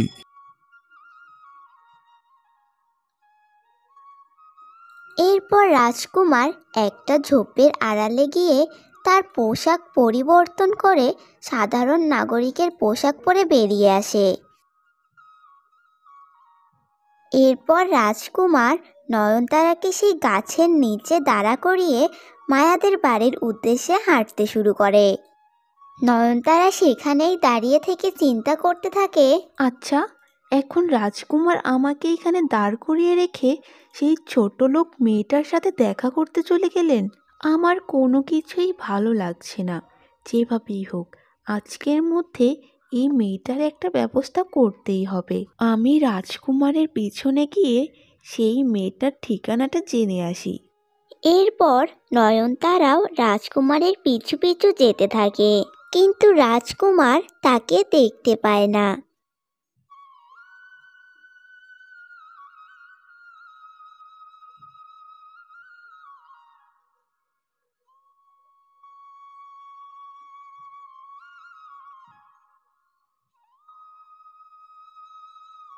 অন্যদিকে মন্ত্রী খুবই চিন্তিত থাকে, কারণ সকাল থেকেই সে তার মেয়ের সাথে কথা বলতে পারছে না এবং পরবর্তী পরিকল্পনা নিয়েও তারা আলোচনা করতে পারছে না। নয়নতারা কোথায়? কি যে করছে নয়নতারা কিছুই বুঝতে পারছি না। এত বেলা হয়ে গেল, এখনো আমাকে একটা খবর দিতে আসলো না। সেই মেয়ের ঠিকানা কি? কোনো কিছু জানতে না পারলে কিভাবে হবে? রাজকুমারকেও তো রাজপ্রাসাদে দেখছি না। নিশ্চয়ই রাজকুমার সেখানেই চলে গেছেন। এসব কথা ভাবতে ভাবতে মন্ত্রী অনেক চিন্তিত হয়ে যায়। এমন সময় রাজা সেখানে চলে আসে। রাজা হাসি মুখে মন্ত্রীকে দেখে বলে, আরে মন্ত্রী, তোমাকে এমন চিন্তিত লাগছে কেন? আজকে তো খুশির দিন, আমি অনেক খুশি। রাজা মশাইয়ের এমন কথা শুনে মন্ত্রী একটু অবাক হয়। কি বলছেন রাজামশাই? কোনো খুশির সংবাদ কি আছে? আমি তো কিছুই জানি না। আমাকে একটু খুলে বলুন কি হয়েছে। রাজামশাই এরপর রাজকুমার আর নয়নতারার একসাথে বাইরে যাওয়ার কথা খুলে বলে। আরে আমাদের রাজকুমার তো নয়নতারার সাথে বাইরে বেরিয়েছে, ঘুরতে বেরিয়েছে তারা। এবার আর দেরি না করে রাজকুমার আর নয়নতারার বিয়ের তারিখটা পাকা করে ফেলি। কি বলো মন্ত্রী? কি বলছেন রাজামশাই? সত্যি? আমি আসলে এই সম্পর্কে কিছুই জানতাম না, এই জন্য এখন জেনে খুশি হলাম। নয়নতারাও আমাকে এই বিষয়ে কিছুই বলেনি। আর বিয়ের তারিখ আপনি যেদিন বলবেন সেদিনই হবে। আমার এতে কোনো আপত্তি নেই। তাহলে তো খুব ভালো কথা। এই মাসের শেষের দিকে পূর্ণিমা আছে, পূর্ণিমার সময় বিয়ে হলে খুব ভালো হয়। কি বলো তুমি? মন্ত্রী এ কথা শুনে খুশিতে গদগদ হয়। এ তো বেশ ভালো কথা। আপনি যা ভালো মনে করবেন তাই হবে। আমার কোনোদিন কোনো আপত্তি ছিল না আর হবেও না, কারণ আপনার উপর আমার পূর্ণ ভরসা আছে। আমার মেয়ের আমি এত ভালো সম্বন্ধ কখনোই করতে পারতাম না। আপনাদের আশীর্বাদেই সব হয়েছে। হয়েছে হয়েছে, এবার থেকে আমরা দুজন বেয়াই হতে চলেছি। মন্ত্রী এতে খুবই খুশি হয়। এরপর রাজামশাই সেখান থেকে চলে যায়। যাক, একটা ভালো কাজ তো হলো। রাজামশাই তো আমার মেয়ে নয়নতারার সাথে রাজকুমারের বিয়ে দেওয়ার জন্য পুরোপুরি তৈরি হয়ে গেছেন। এবার আমার মেয়েটা ফিরে আসলেই হয়। আমার মনে হয় নয়নতারা রাজকুমারের সাথে ওই মেয়েটার বাড়ির ঠিকানা জানতে গিয়েছে। মন্ত্রী একটা স্বস্তির নিঃশ্বাস ফেলে আর সেখান থেকে তার কাজে চলে যায়।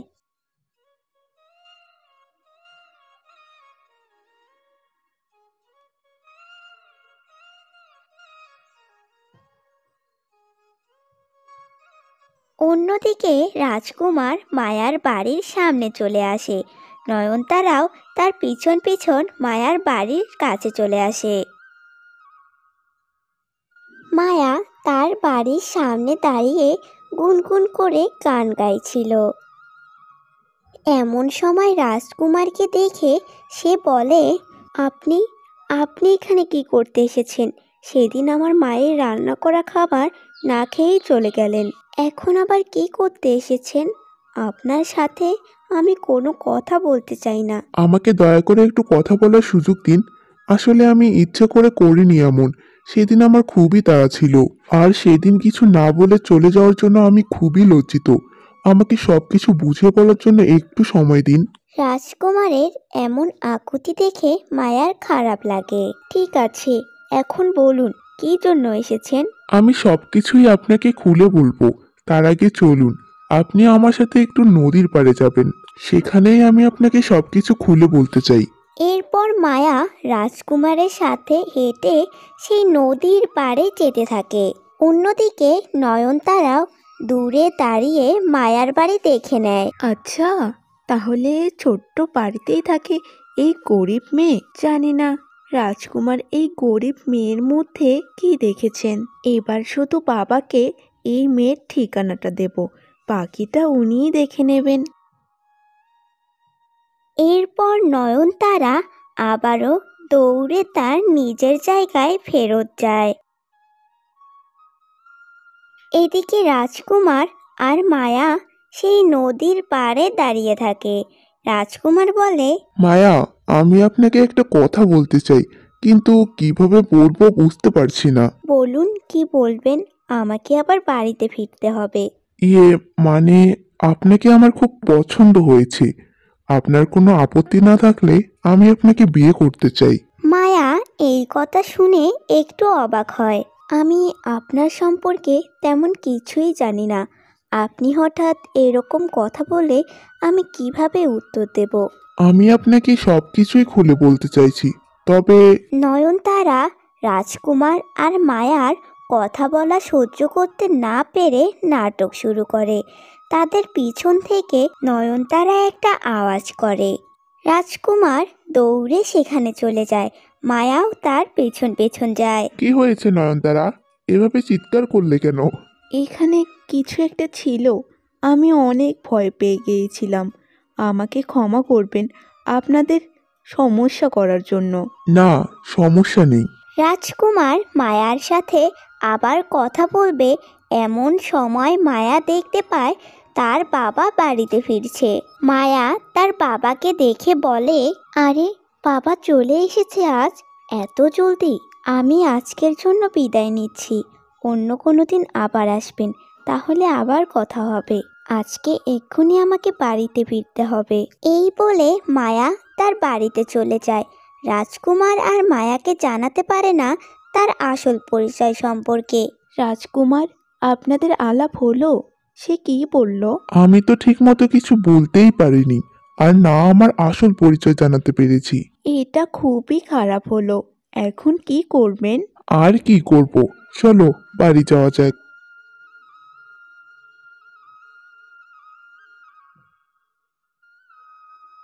এরপর রাজকুমার নয়নতারাকে নিয়ে আবারও রাজপ্রাসাদে ফিরে আসে।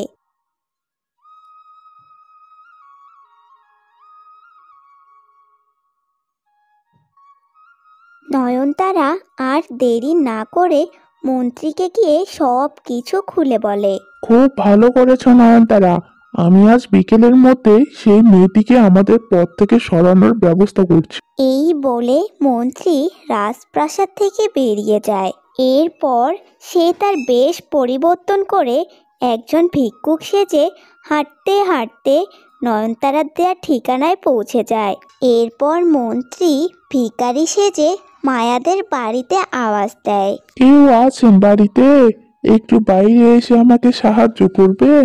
একজন বৃদ্ধ লোকের আওয়াজ শুনে মায়া বাইরে বেরিয়ে আসে। এরপর ভিখারি রূপে মন্ত্রী বলে, নদীর ধারে আমার একটা বস্তা আছে, সেই বস্তাটা আমার মাথায় তুলে দিবা, তাহলে আমি বাড়িতে যাইতে পারবো। ঠিক আছে চলুন, আমি আপনাকে সাহায্য করছি। এরপর মায়া আর কোনো কথা না বলে সেই বৃদ্ধ লোকটিকে সাহায্য করার জন্য হাঁটতে হাঁটতে নদীর পাড়ে চলে যায়। তখন বিকেলবেলা ছিল, নদীর আশেপাশে কেউ ছিল না। এই সুযোগের সদ্ব্যবহার করে সেই মন্ত্রী মায়াকে ধাক্কা দিয়ে নদীতে ফেলে দেয়। তো বন্ধুরা, এরপর কি হবে? তাহলে কি নদীতে পড়েই মৃত্যু হবে মায়ার, এবং মন্ত্রী আর নয়নতারা সকল খারাপ পরিকল্পনা সফল হবে? জানতে হলে দেখুন আমাদের মায়াকন্যা গল্পের পরের পর্ব।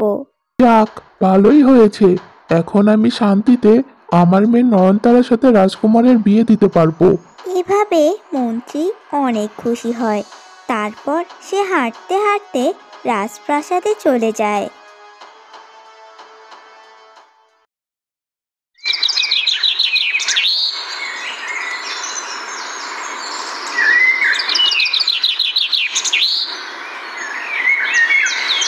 অন্যদিকে বিকেল গড়িয়ে সন্ধ্যা হয়ে যায়।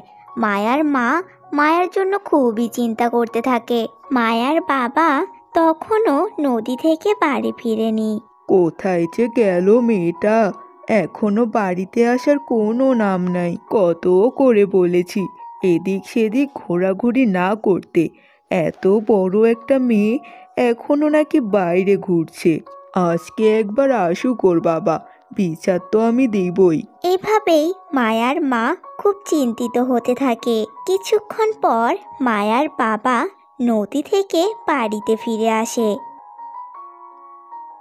কই, আমার মেয়েটা কোথায়? মায়ার জন্য আজ বড় দেখে একটা মাছ এনেছি গিন্নি। কে গো, তোমার সাথে মায়া আসেনি? আমি তো মনে করেছিলাম মায়া তোমার সাথে নদীর পাড়েই আছে, তোমাকে আনতে গেছে। কি বলছো তুমি? আমি তো এই মাত্র নদীর ঘাট থেকে এলাম, সেখানে তো কেউ নেই। মায়া কখন থেকে বাড়িতে নেই? আমি তো বলতে পারবো না, আমি তো দুপুরবেলা ঘুমিয়েছিলাম। এরপর ঘুম থেকে উঠে ওকে বিকেলে একবার বাড়িতেও দেখেছি, কিন্তু যখন আমি রান্নাঘরে রান্না করতে গিয়েছি তারপর থেকেই দেখি মায়া বাড়িতে নেই। ভাবছিলাম হয়তো নদীর পাড়েই বসে আছে। সন্ধে হয়ে যাবার পর থেকেই চিন্তা হচ্ছে, পরে মনে হলো তোমাকে সাথে নিয়েই হয়তো বাড়িতে ফিরবে, কিন্তু এখনো পর্যন্ত মেয়েটা আমার বাড়িতে ফিরলো না। এই কথা শুনে মায়ার বাবা অনেক চিন্তায় পড়ে যায়। মায়ার মাও অনেক চিন্তিত হয়ে পড়ে, কারণ সে ভেবেছিল মায়া হয়তো নদীর ঘাটে কোথাও বসে আছে।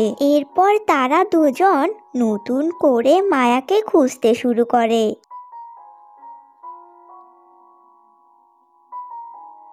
অন্যদিকে মন্ত্রী সেই ভিখারি সেজে তার নিজের বাড়িতেই যায়।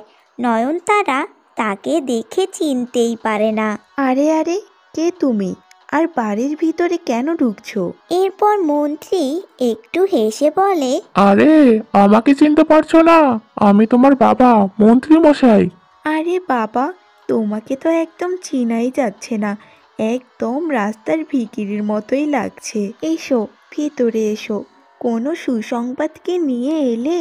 হ্যাঁ, সেই খবর দেওয়ার জন্যই তো এলাম। আমি তোমার পথের কাঁটাকে রাস্তা থেকে সরিয়ে দিয়েছি। এরপর মন্ত্রী তার মেয়েকে সব কিছু খুলে বলে। নয়নতারা সব কিছু শুনে অনেক খুশি হয়। বাবা, তুমি পৃথিবীর সব থেকে ভালো বাবা। আমি তোমার উপর অনেক খুশি হয়েছি। এখন দেখব রাজকুমার কি করে ওই গরিবের মেয়েকে বিয়ে করে। আর ওই গরিবের মেয়ে শখ কত, রানী হওয়ার স্বপ্ন দেখেছে, এখন দেখুক মরে ভূত হয়ে। এভাবে তারা বাবা মেয়ে খুব খুশি হয়। অন্যদিকে রাজপ্রাসাদে রাজকুমার খুবই চিন্তিত থাকেন। সে ঘরে বসে চিন্তা করতে থাকে। আজও মায়াকে আমি আমার মনের কথাটা বলতে পারলাম না। প্রত্যেকবার এমনটা কেন হচ্ছে? আমি শুধু ওনাকে এতটুকুই বলেছি যে আমি ওনাকে ভালোবাসি, কিন্তু আমার আসল পরিচয় সম্পর্কে কিছুই জানাতে পারলাম না। এভাবেই রাজকুমার চিন্তা করতে থাকে। এমন সময় রানী রাজকুমারের কক্ষে আসে। রানী রাজকুমারকে ডেকে জিজ্ঞেস করে, রাজকুমার, খেতে এসো।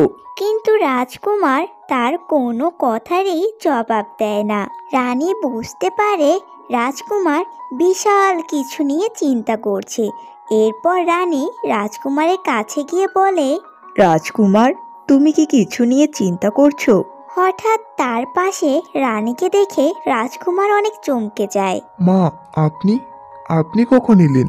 না, আমি তেমন কিছু নিয়ে চিন্তা করছি না। তুমি চাইলে আমাকে সবকিছু বলতে পারো, আমি কিন্তু তোমার মা, আর তোমার সব থেকে ভালো বন্ধু হওয়ার অধিকার কিন্তু আমারই আছে। আমাকে বলেই দেখো একবার। এরপর রাজকুমার চিন্তা করে দেখে সে তার মাকে মায়ার ব্যাপারে সব কিছুই বলে দেবে। তার আর ভালো লাগছে না। এরপর রাজকুমার বলতে শুরু করে, মা, আপনাকে অনেকদিন যাবৎ একটা কথা বলবো ভাবছি, কিন্তু বলা হয়ে উঠছে না। আমি মায়া নামের একটি মেয়েকে অনেক পছন্দ করি, আর তাকেই বিয়ে করতে চাই। এই কথা শুনে রানী খুবই অবাক হয়। কি বলছো তুমি? তুমি মায়া নামের কাউকে পছন্দ করো? কিন্তু আমরা তো অন্য কিছু ভেবেছি। মায়া দেখতে খুবই সুন্দর, তার আচার ব্যবহারও অনেক ভালো। আপনি তাকে দেখলে অবশ্যই পছন্দ করবেন। আপনি তাকে আপনার পুত্রবধূ বানাতে অবশ্যই চাইবেন। সেসব না হয় ঠিক আছে, কিন্তু সে কোন রাজ্যের রাজকুমারী? আমরা তো এমন নামের কোনো রাজকন্যার নাম কখনো শুনিনি। আমি এখনো আমার সঠিক পরিচয় মায়াকে দিতে পারিনি। আগে আমাদের মাঝে সবকিছু ঠিক হোক, তারপর মায়াকে একদিন রাজপ্রাসাদে নিয়ে আসবো। আপনি তখন অবশ্যই সবকিছু জানবেন। এই কথা শুনে রানী অনেক চিন্তায় পড়ে যায়। তারপর রানী বলে, ঠিক আছে, এখন চলো সবাই মিলে খাবার খেয়ে নেই। এভাবে চিন্তা করলে হবে না। কাল গিয়ে তুমি সেই মায়া নামের মেয়েটিকে একবার রাজপ্রাসাদে নিয়ে এসো। আমিও দেখতে চাই আমার ছেলে এত বছর পর বিয়ে করার জন্য রাজি হয়েছে, আর সেই মেয়েটি আসলে কে। এরপর রাজকুমার তার মায়ের সাথে খাবার টেবিলে চলে যায় খাবার খাওয়ার জন্য। অন্যদিকে এখনো মায়াকে তার বাবা মা খুঁজতে থাকে। চারপাশে গাঢ় অন্ধকার হয়ে রাত নেমে আসে। মায়ার মা এবং মায়ার বাবা খুবই চিন্তা করতে থাকে। মায়ার বাবা, কিছু একটা করো। আমার মেয়েটা কোথায় গেল? আমি কি আবার সন্তানহারা হব? এভাবে আর কতক্ষণ? আমার যে আর ভালো লাগছে না। সেই বিকেলবেলা আমার মেয়েটা আমার চোখের আড়াল হয়েছে। ওকে একবার দেখার জন্য মনটা খুবই ছটফট করছে। তুমি চিন্তা করো না, মায়া হয়তো এদিকেই কোথাও আছে। চলো আমরা জঙ্গলের দিকটা খুঁজে দেখি, আমারও খুব চিন্তা হচ্ছে। তারা দুজন আবার জঙ্গলের দিকে যেতে থাকে। এমন সময় মায়ার বাবা বলে, আরে, সেদিন না একটা লোক এসেছিল, তুমি বলেছিলে? সেই লোকটা কে? তুমি কি তাকে চেনো? যাই হোক, আমার মন বলছে আমাদের মেয়ে হারিয়ে যাওয়ার পিছনে ওই লোকটার কোনো হাত আছে। না, আমি তো ওই লোকের সম্পর্কে কিছুই জানি না।